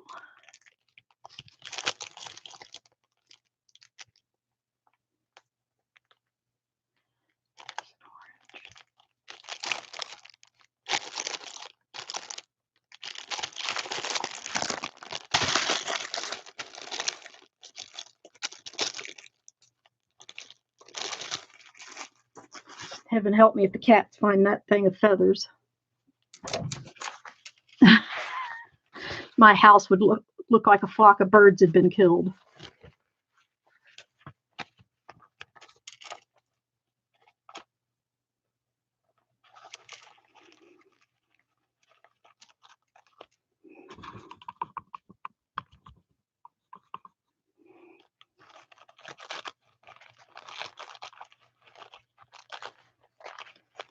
The colorful bird massacre.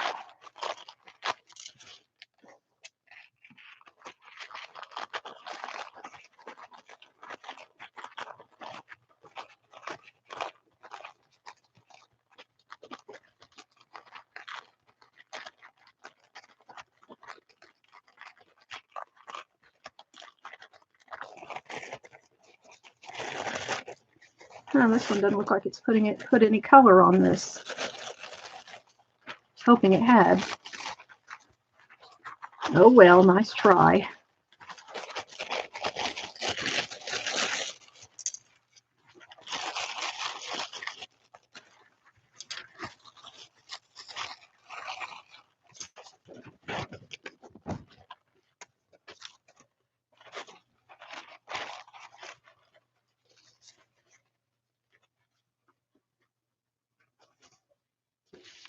Huh. No color. All that looking for nothing. Okie dokie, let's get some yellow. Oh, this one doesn't have any orange in it.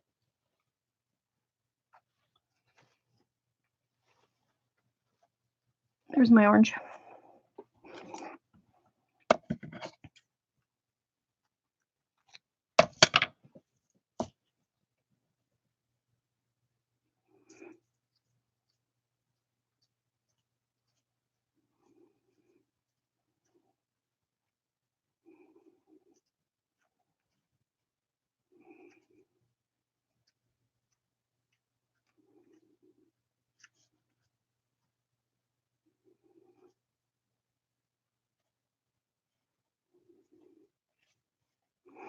Doesn't take much. All you need is a few sari ribbons to get your fibers. Just like this.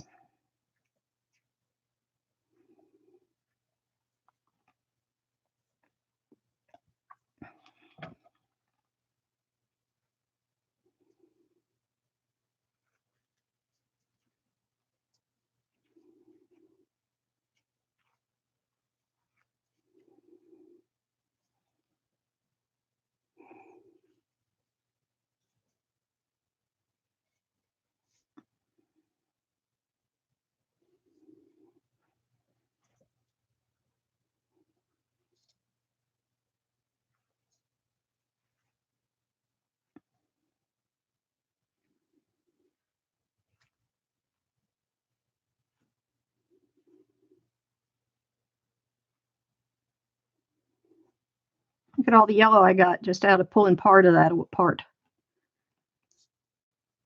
Nice little pile.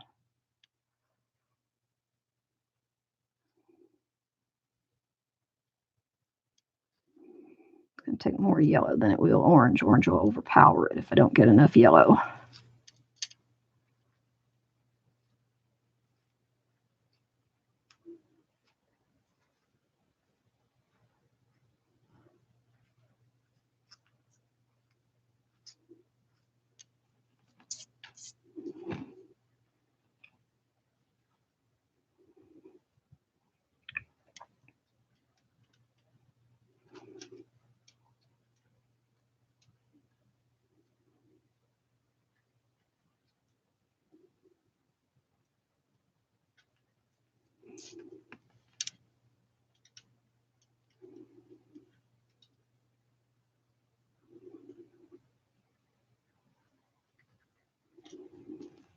Okay, there's my yellow.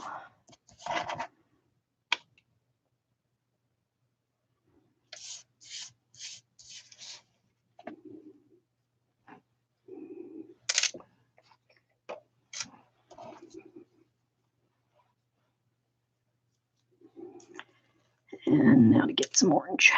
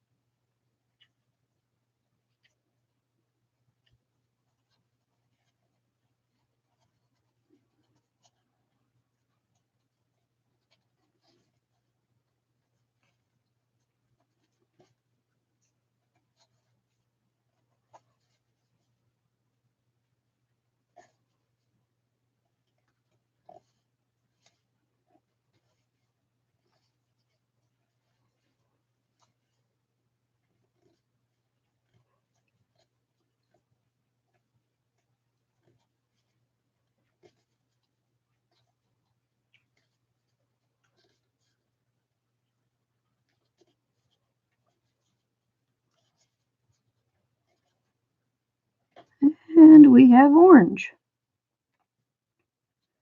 Not so hard.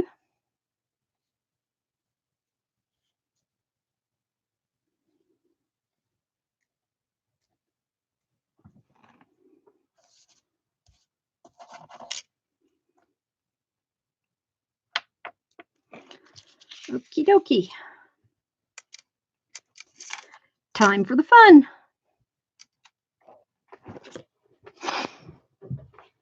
Oh, crap. I hate this stuff that pops up on my screen and I can't see my chat.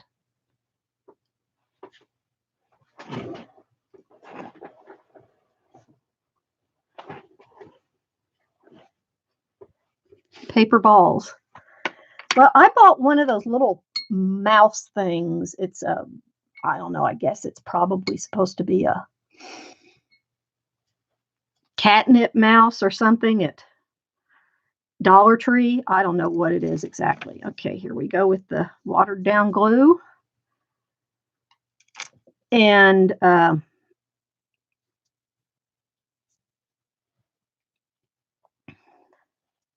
Tigger likes to carry it around.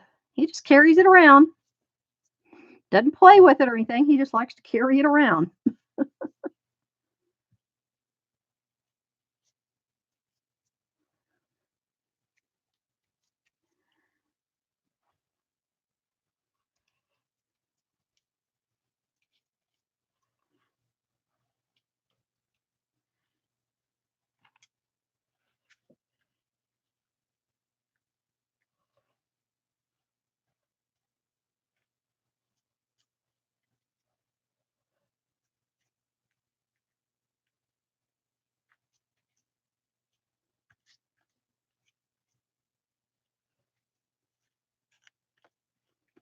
Yeah.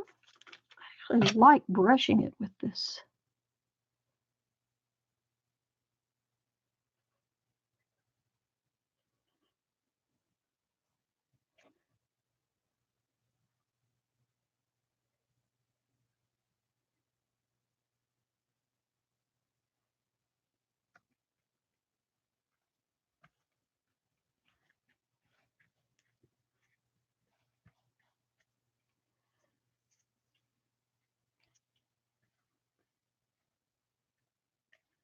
It makes those move around a little bit.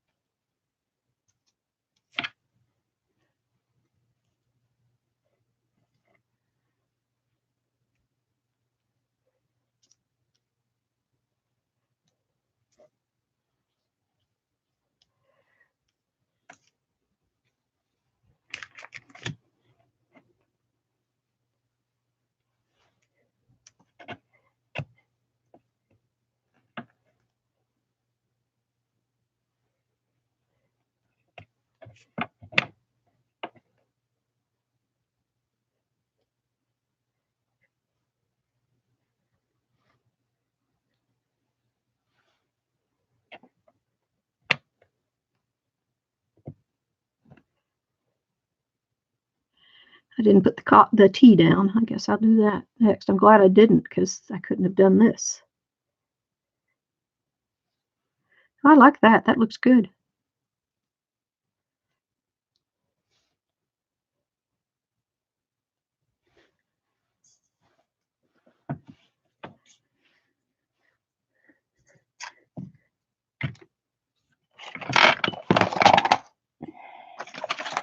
This desk is dangerous right now.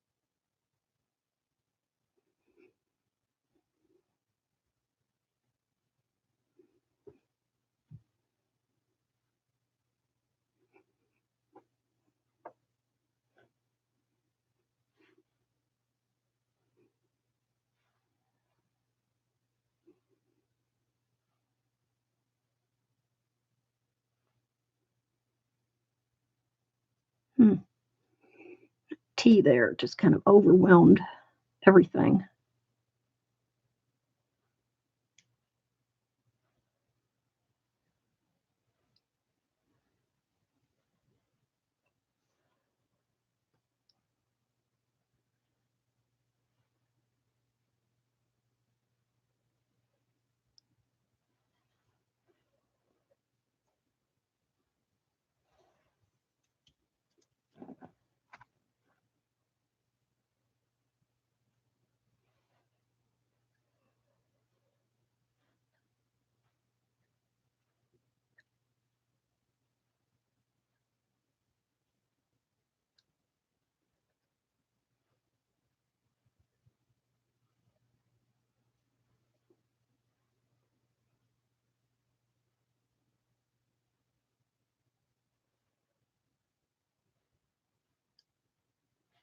There. Okay.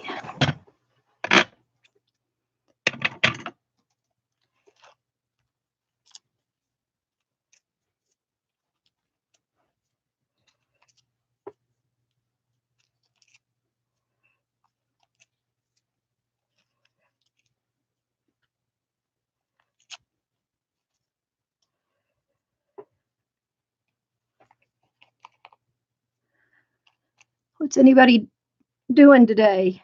All your Christmas shopping done? I haven't done any. Not going to, I don't think. My parents have everything in the world. There's absolutely nothing I could buy for either one of them that they would want or need.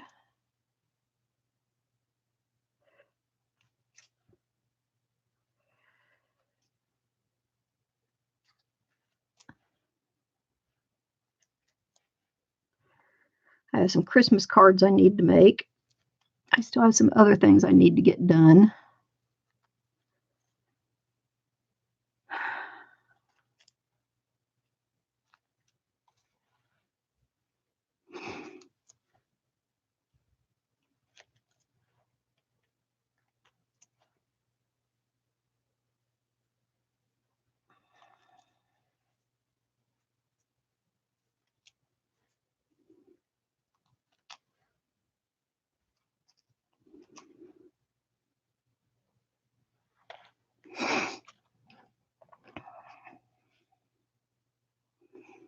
Now, the fun part. Ooh, very fuzzy feather.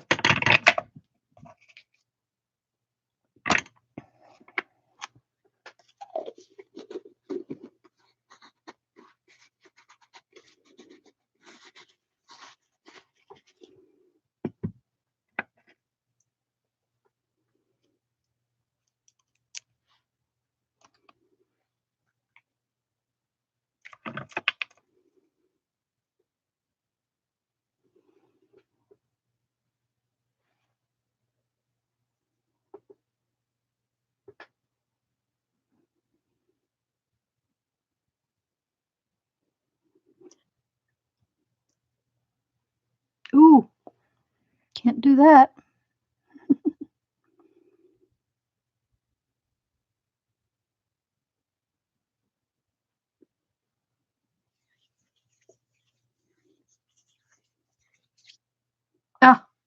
Well, that's good.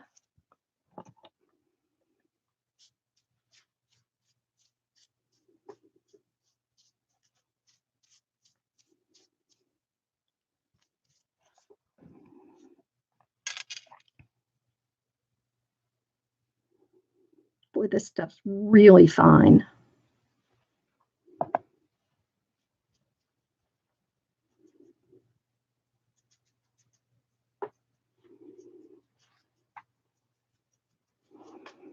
I may have to put this on the surface.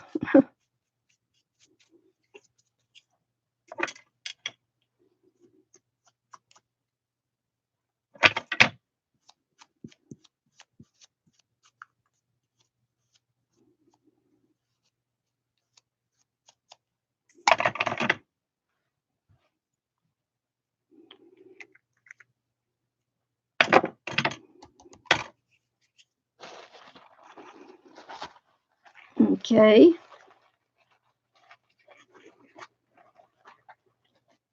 Yeah, it's 3:30 here. Huh. Okay. Shall we? Don't want to waste that orange feather.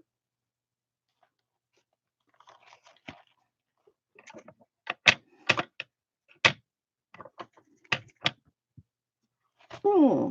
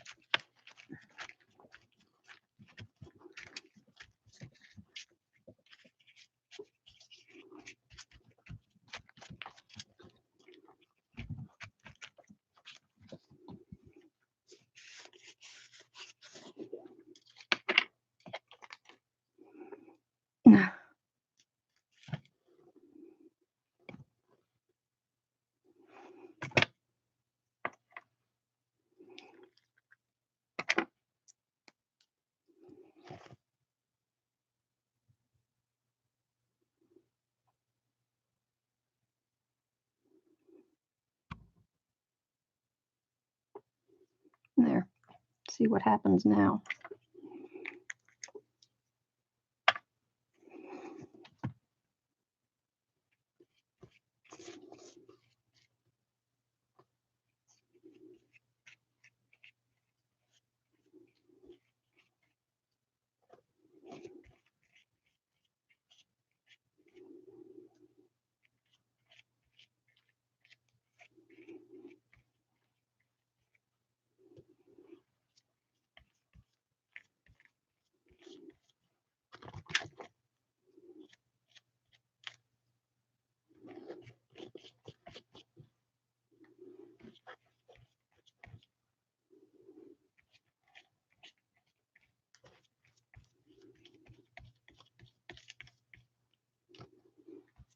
Okay. Whew, my neck is getting tired. I think this is going to be the last anything tonight. At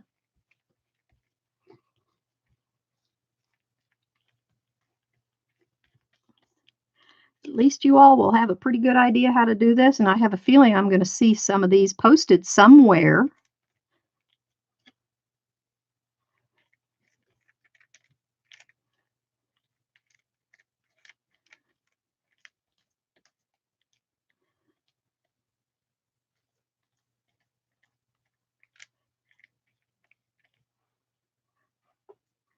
These are, it's heavy enough when you're done, you could probably cut them into ATCs too. They'd be great backgrounds for ATCs.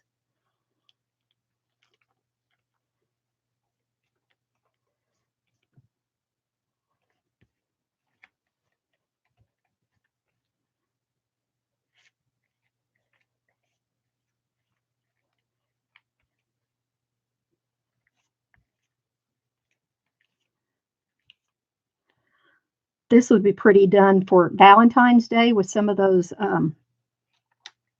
metallic hearts. Make some very pretty little, make a pretty Valentine's card.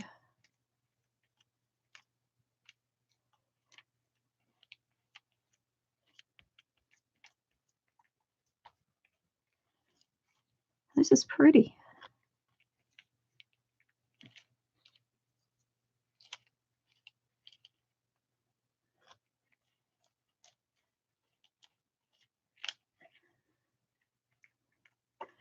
I think I'm going to put together kits of stuff for this for the artists. I think this would be a good thing to send out.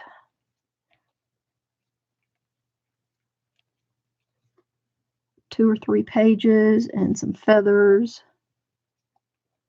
a couple of tea bags.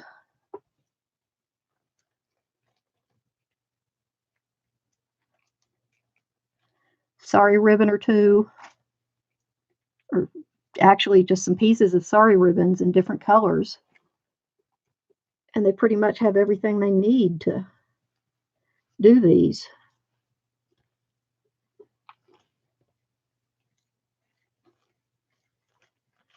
I think that's a great idea.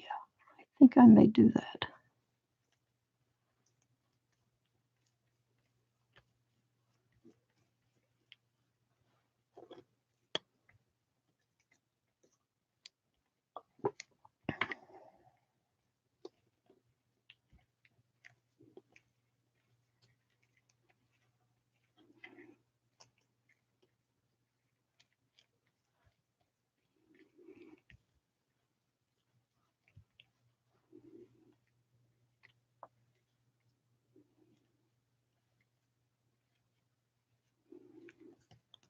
Get out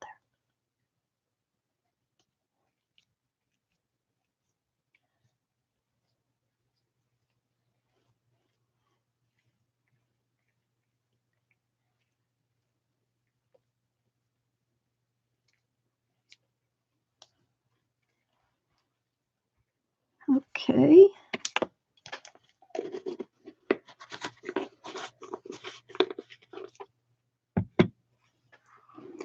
And let's see what we have here.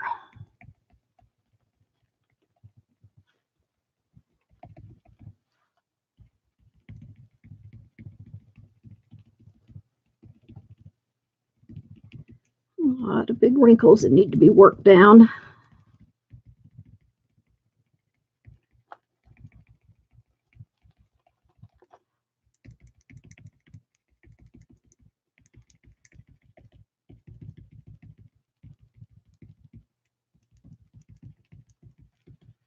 These wrinkles look great.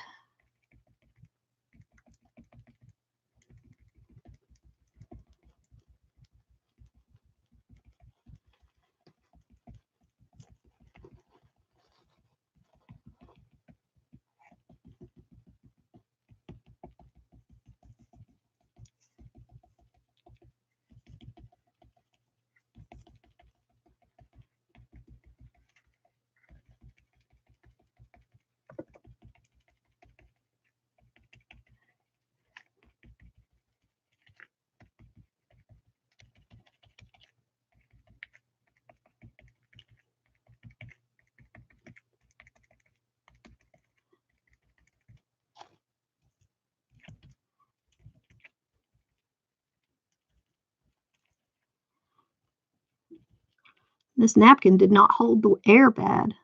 Great napkin.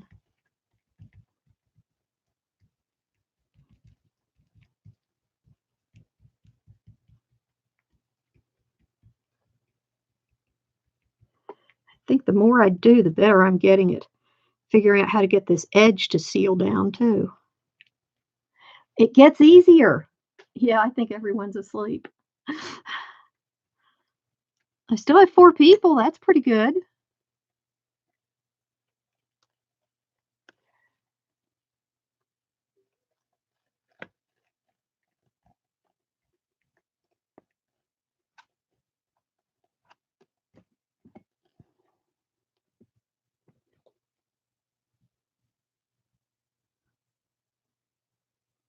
think the most I've ever had at once was 8.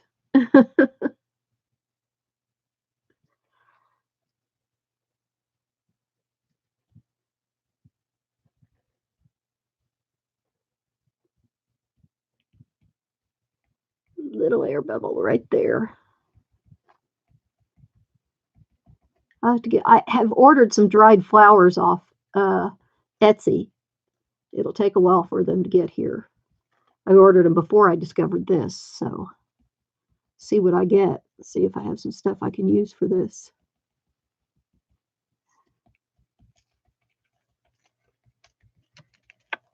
I'll be using some of these pages in some journals. That'll be great. I think I'll do some in some pinks and some more tan colors for some journal pages.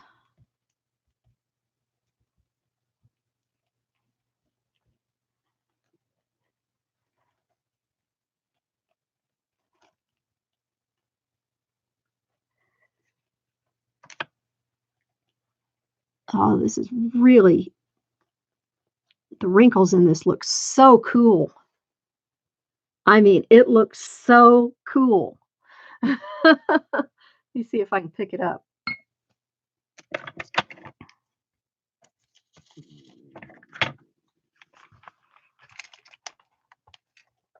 I'll let go there.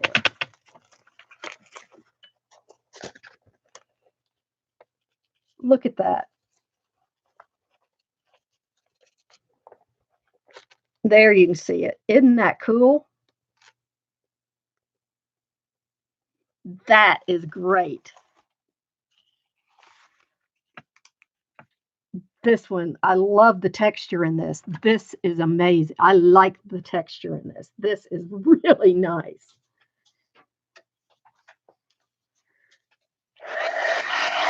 I'm not touching it anymore. I don't want to mess it up.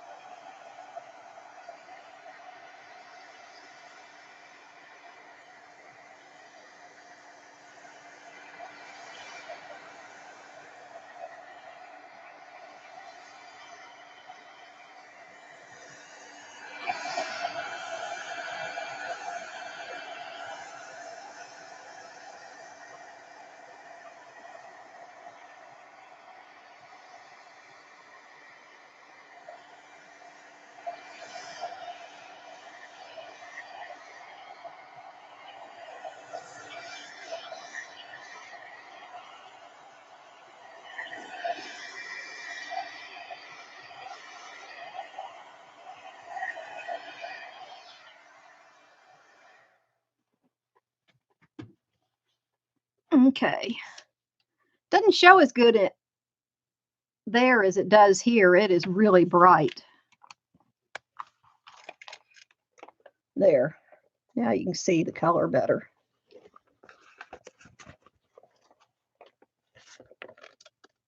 I'm going to go put this in the oven and I'll go see how the last one's done. I'll be right back. Oh,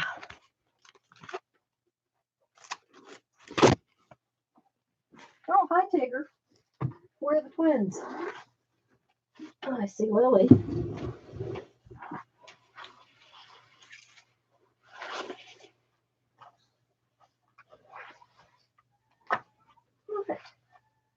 What? Okay, I'll step over you. Hi, Linus. You're out in the hallway.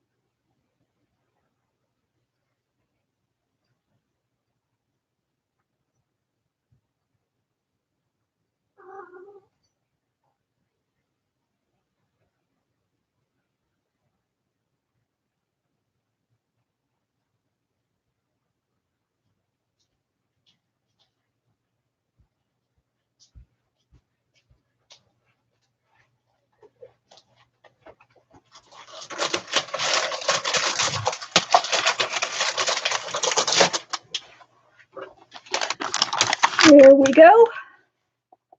I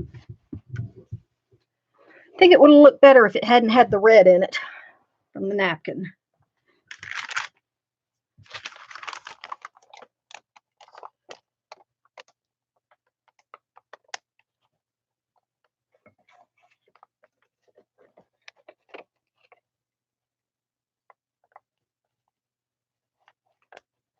Trying to see if I can get the glitter to show. It's there. And you can tell it's there, but not as much as I expected.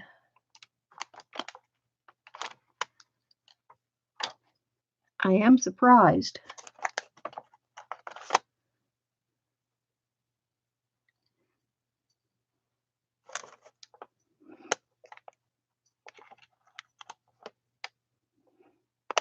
But it is pretty.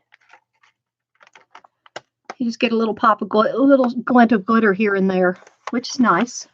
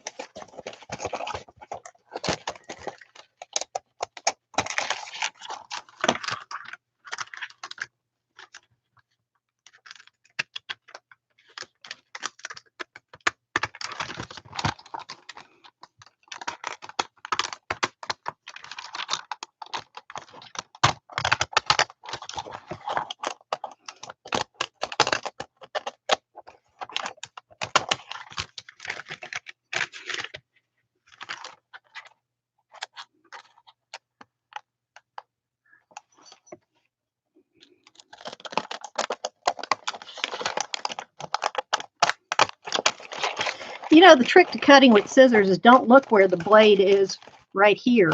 Look where the blade is right here, where it's going. That's how you get straight lines. Line it up at the tip where it's going.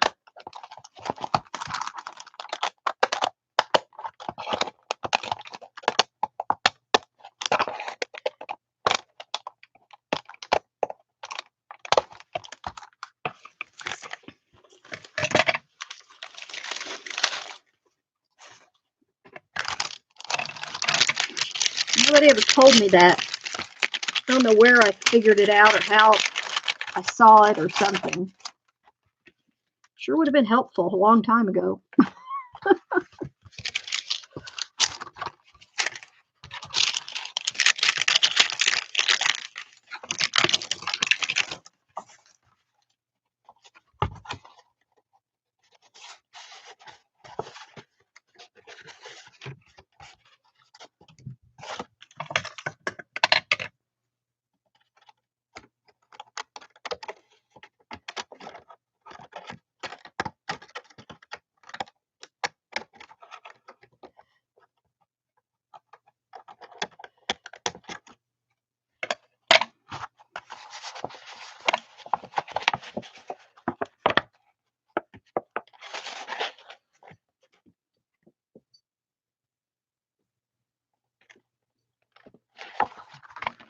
There.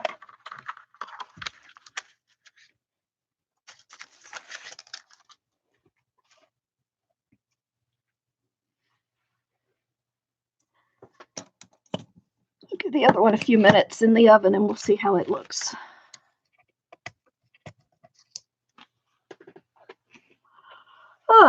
Let's see. Oh, I know what I'm gonna go get. Show you all. Show you.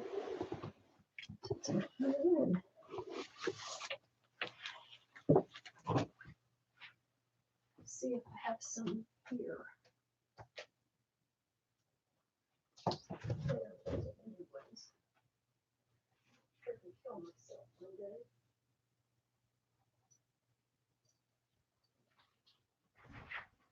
Right back.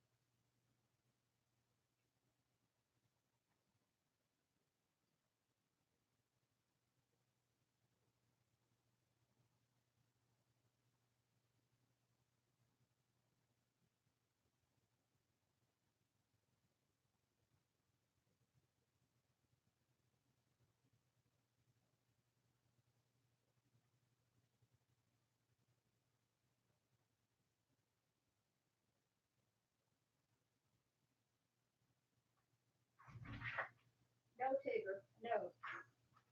Back. No, Lily.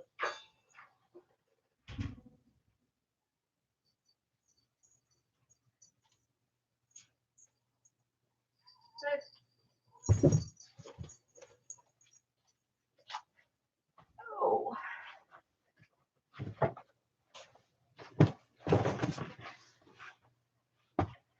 Okay. I mentioned that I have some books and things that are available just to give you an idea. And these benefit, if anybody's looking for anything, just to give you an idea of some of the stuff I have. And sales of anything benefits the Hardest Foundation and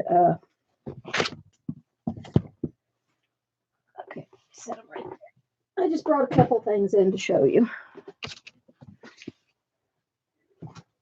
These come from our local library, from the Friends of the Library that sells stuff to raise money for the library. And they've let me bring stuff home to sell, and they agreed to let me sell them. And part of the proceeds go to the Hardest Foundation. So that's the agreement we've made. I have a box of music. So, and most of it is pretty old, like 40s and older.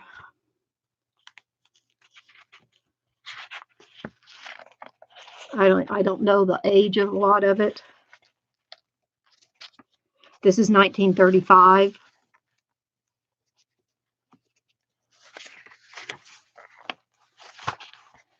But has some good aging on the paper. I have quite a few different books, different things.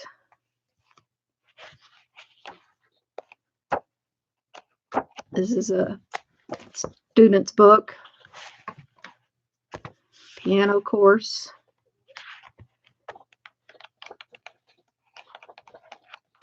I think this box most of it may have come in all together.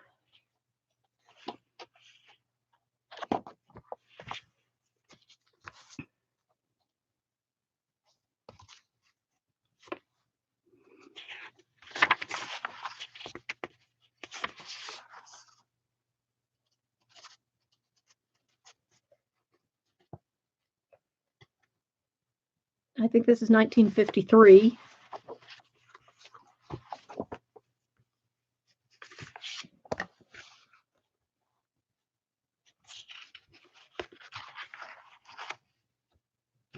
That's 1954.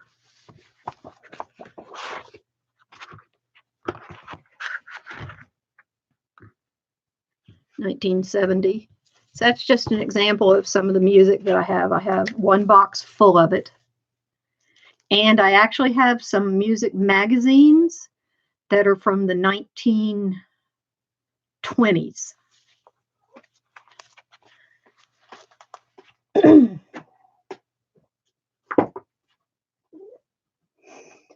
I know the Reader's Digest condensed books are very popular for doing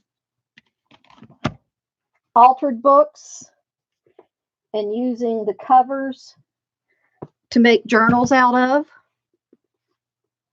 I have several boxes of these, and they range from the 1950s through the 1990s. And a lot of it, they're all, 99% of them are in good to excellent condition.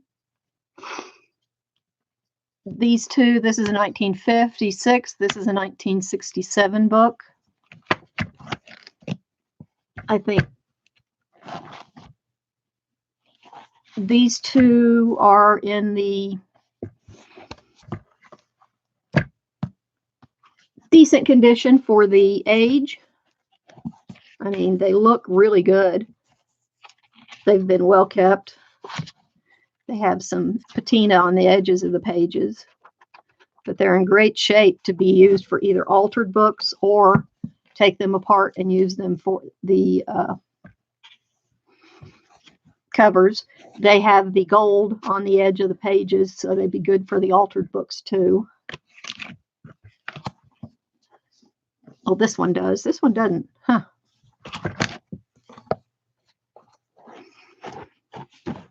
But some of the pictures in these are so fun. I love looking through them and seeing what I find in them. The text in a lot of these is good for just finding words to use. I love that picture. Isn't that great? Oh, that's a good one.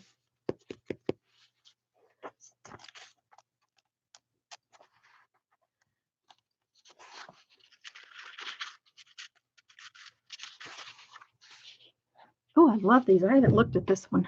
I haven't looked at a lot of them. I have several boxes of them. They gave me everything they had.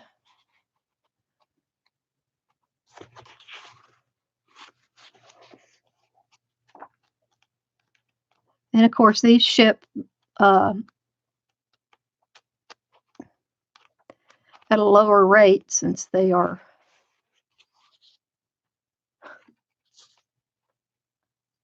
it's funny.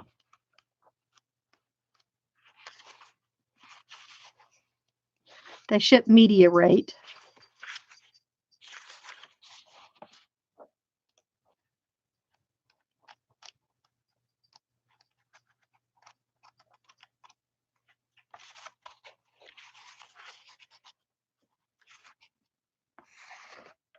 Oh, that's nice. Anyway, so I have a very good selection of the Reader's Digest books. If anybody's interested in doing some work with them.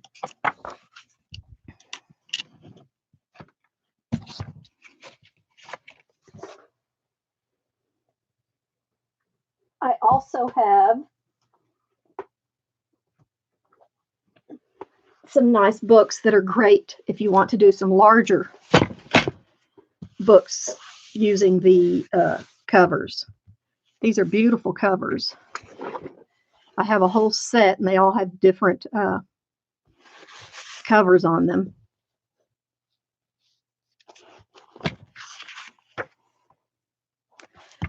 Here, Lands and People. This is Latin America and General Articles, Southern Asia and the Far East. Look at, oh, I think some people might be interested in this one. Oh my gosh, I haven't even looked at this one. Oh, I'm in love with it. Oh my goodness. Yep, I'm in love with this book. Oh my Lord.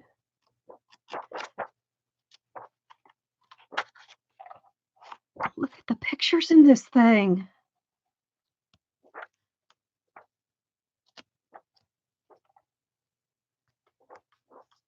Oh, this is beautiful.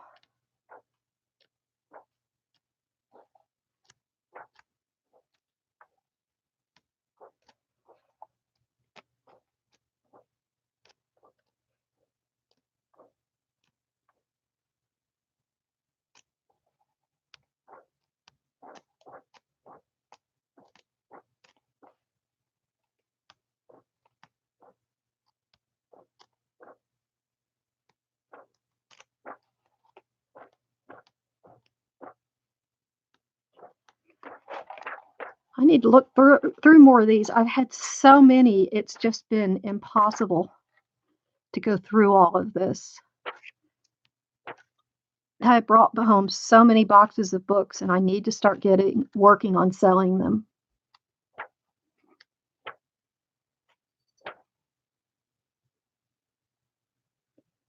Himalayan dancing bear earns a few coins for its master. Wow.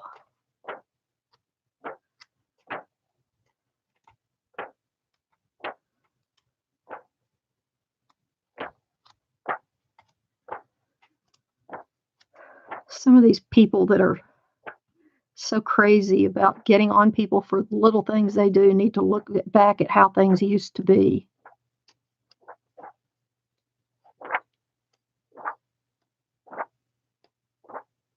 And take note about how far we've come.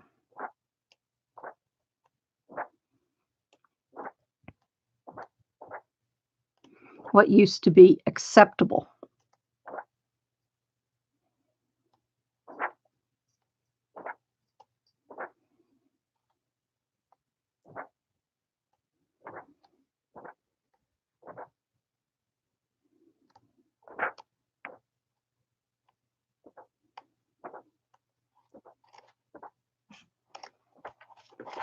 Well, I'm in love with this book.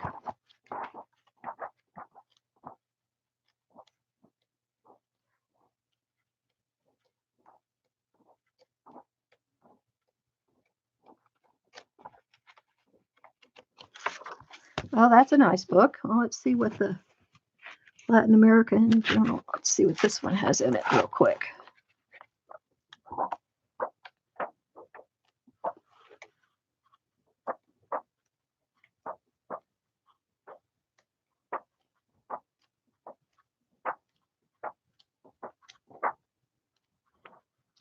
Ooh, I love the pots.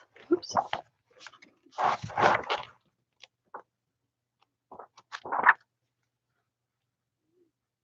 Nice pictures. I have lots and lots of books that have some fantastic pictures in them.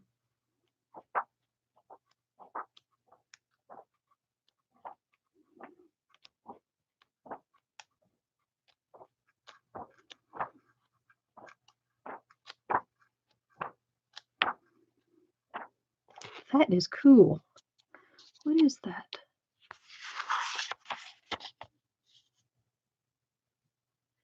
Those are feathers? Wow. Green parrot.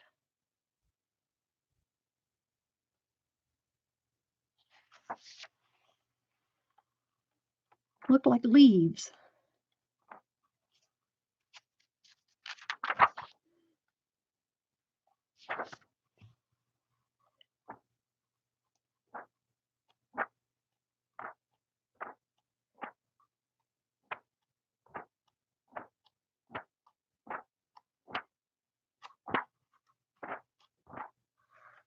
Oh, how pretty.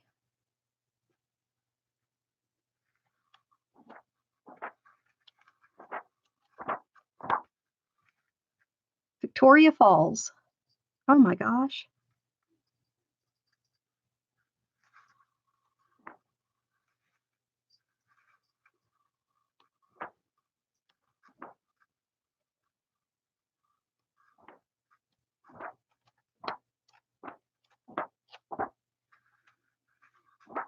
Oh, these have some great pictures in them. Anyway, I have a set of these books. I can't imagine what's in the other ones. And then I have a bunch of these. I have Popular Mechanics and Popular Science. These are fun. I love these. This is, let's see, 1969, 1956, 1956. I have mostly 1950s. And yeah, and I have 1960s too, but I think most of them are 1950s. These are wonderful. If you like to see old ads and things, these are so much fun. I love using these for the old ads and things in them, just for mixed media or coffee dyeing papers. Now, these are rather brittle, but these books can be taken apart. Let's see. Let me look at these. I'm not sure which ones. Yes, these are in signatures. I have had so much fun using these just for all the little ads and things in them. They are chock full of ads, all sorts of ads, and they have some really funny things in them. Build your own sauna. Okay. Let me find some of these that are. I love the cigarette ads.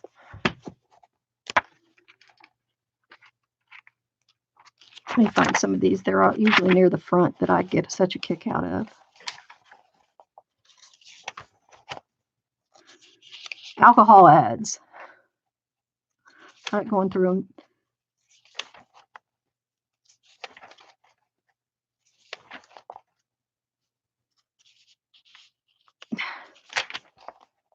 Things you'd never see again.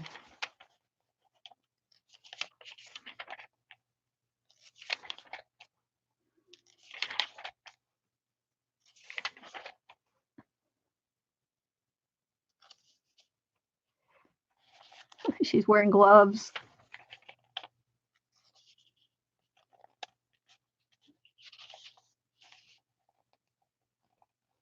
Play guitar in 7 days. Get the hat. I guess that's supposed to be a bathing suit. Playing a guitar with gloves on.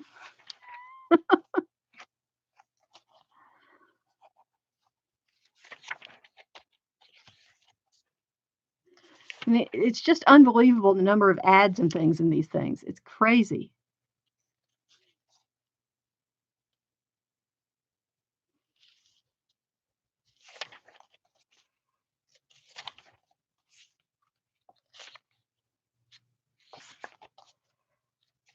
Well, where are the?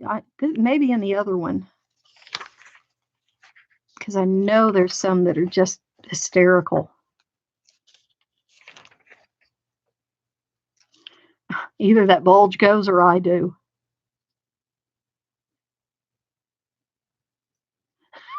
Free, new thrilling sensation. Look where the arrow's pointing. Right at her breast. Wonderful. Oh, I remember when these exercise wheels came out.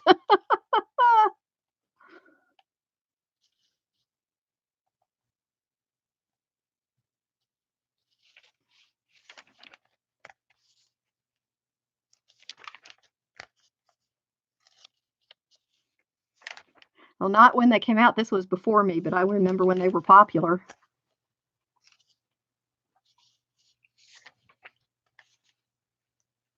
But like I said, these are, look at this. It's just full of ads. I don't know where it's Popular Mechanics, but where's the content?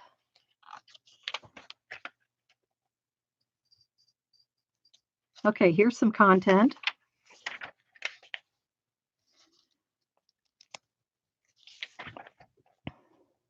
There's a little content. She's washing a truck in a bikini. Boy, they sold sex then.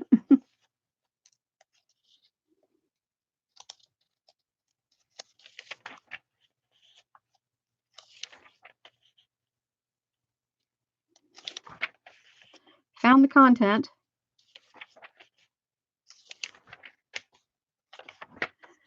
But yeah, I have quite a few of these.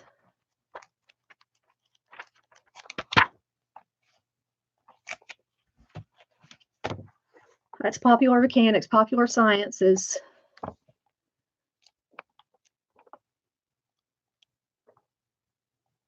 Oh, look at the panda. I bet they took that with a real panda, too. Couldn't get away with that today.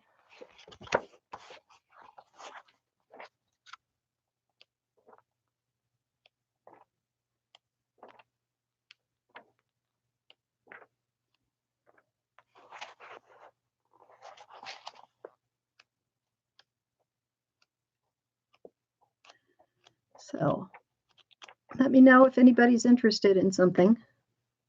Oh yeah, the covers are fantastic.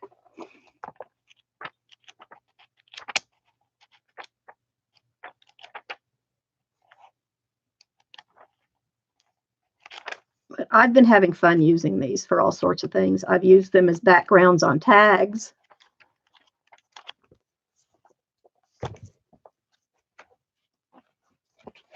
Backgrounds for mixed media, or just a background for to start a page. And I do have quite a few of these too.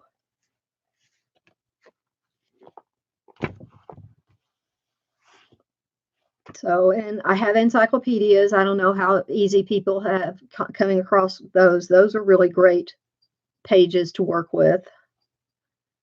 I have some old books too, books before the 1920s and earlier. I do have some of those. Great pages to work with.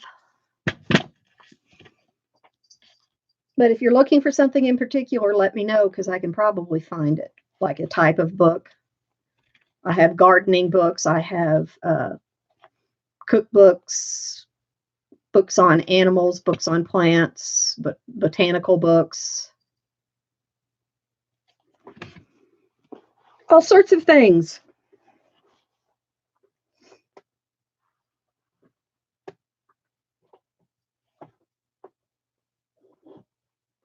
Things we like to use to cut up and...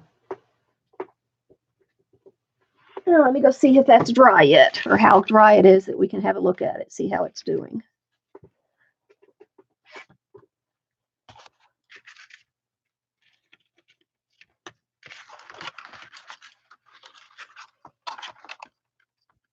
I'll be right back. I'll go in the kitchen, see what it's looking like.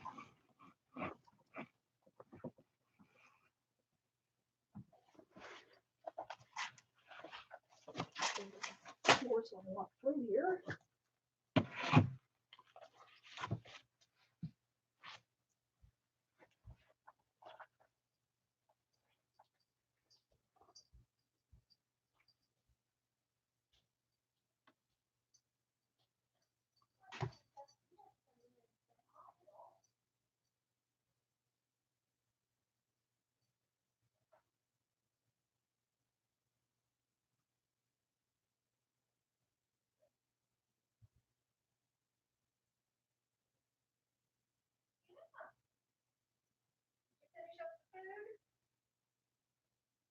Really?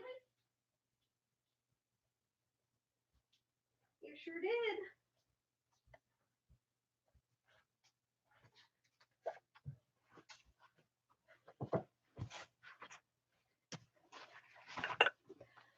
Ta-da!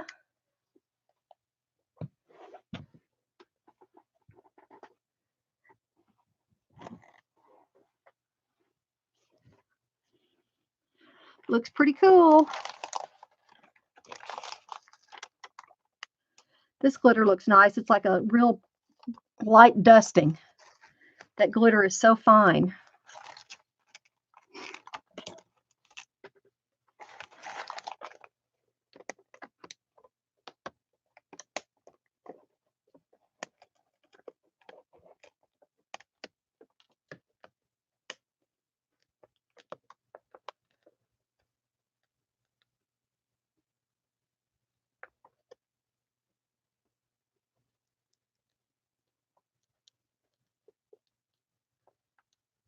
Trying to get it where you can see some of the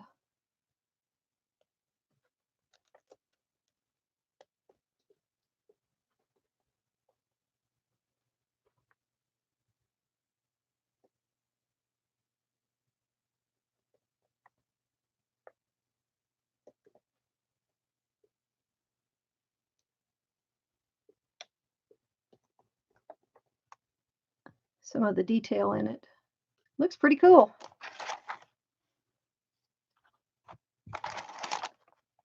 I think just about anybody can do them. Just takes a little.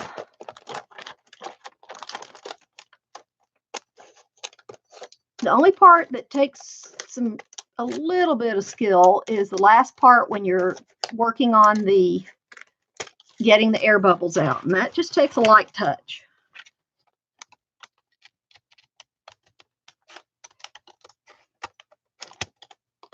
I think your final result depends on your finesse there. Everything else,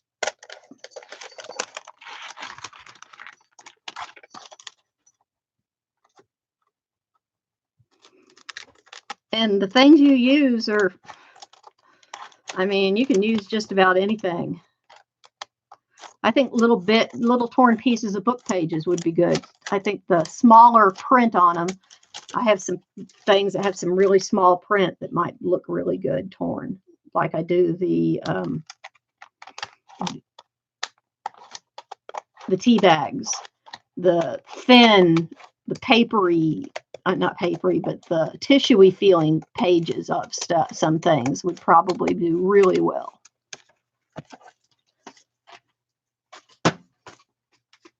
Some of those books pages that are real fine feeling.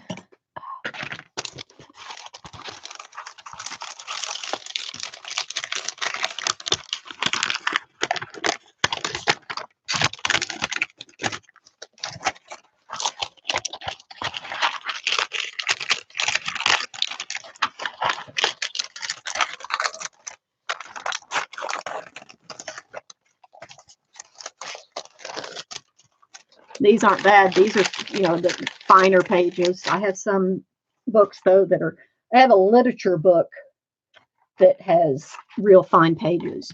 Like the pages of a Bible. Now, I'm not saying use a Bible, but those type of pages would be really good. I think I got it pretty good. I don't feel anything over the edges anywhere or see anything. Well, there's our production for the evening. Ta-da!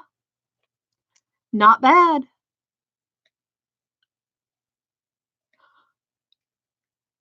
Yeah, I'm going to put these underneath a stack of books for a couple of days. This one needs to go in the oven for a little bit longer. It's still a little damp. But I will stack them up under a stack of I have some encyclopedias. And once they've sat under those for about 48 hours, they will be flat.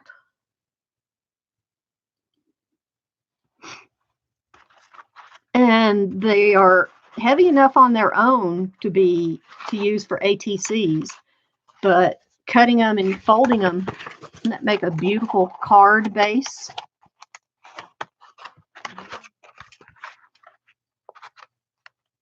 Make a very pretty card base. Or just take a card base and cut your piece for your layer. Be very pretty.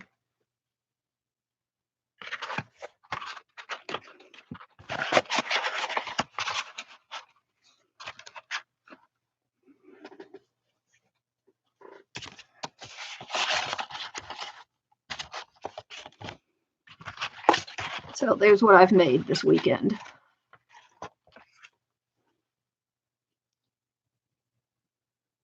Not bad.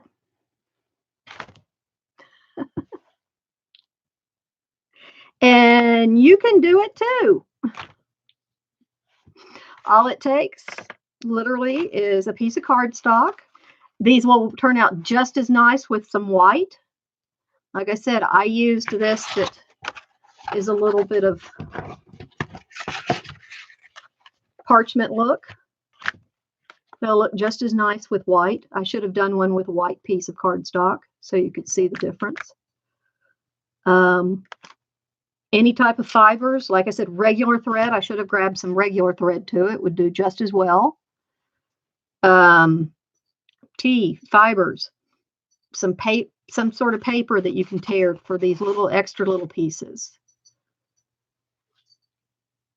Any other things, some pieces of dried flowers. I used feathers, but anything else, find some dryer lint and tear it up. You know, your dryer lint comes in different colors depending on what you dried.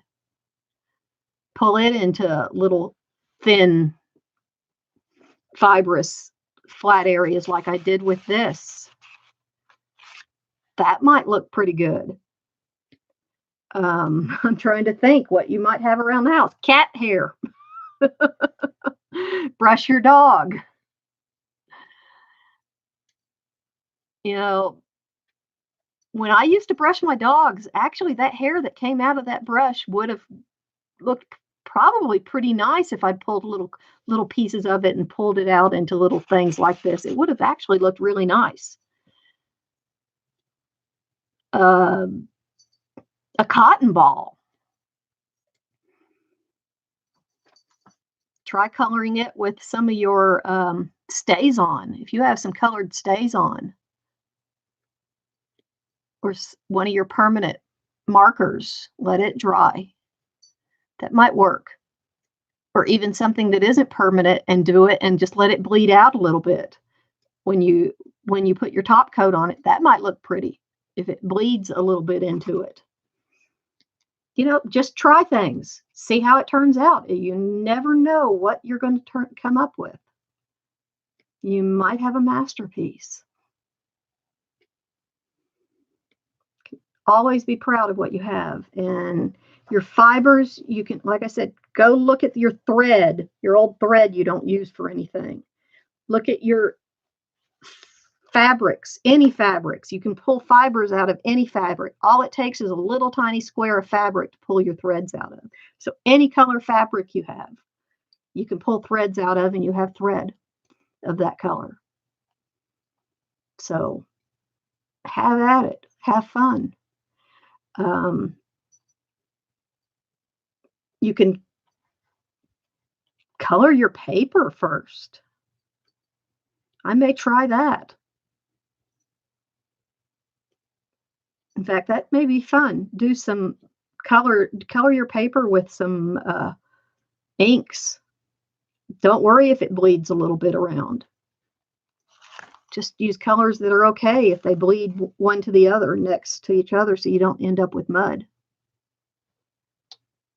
Try it. Anyway, I enjoyed this. I hope you did. Tell your friends. And come back for more. I'm planning on doing a lot more frequently. I apologize for being gone so long. I've been going to Lubbock to see doctors and going with my parents to see doctors. And lately, I have been sleeping a lot. And I do mean a lot. But I'm starting to feel a little bit better. So I hope to be back more. Let me know if there's anything you want me to do, try. Honestly, this is my first time. These were my first two that I did Friday, and these are the ones we did tonight. So I'm here to learn to do things with you. I'm no expert. I haven't done a lot of things, and I'm here to try it with you and see how easy it is. And if there's an easier way to do it or something I can figure out to explain it to make it easier for you, I will. So that's what I'm here for. Have a great day. Have a great evening, and I hope to see you soon. TTFN, ta-ta for now. Bye-bye.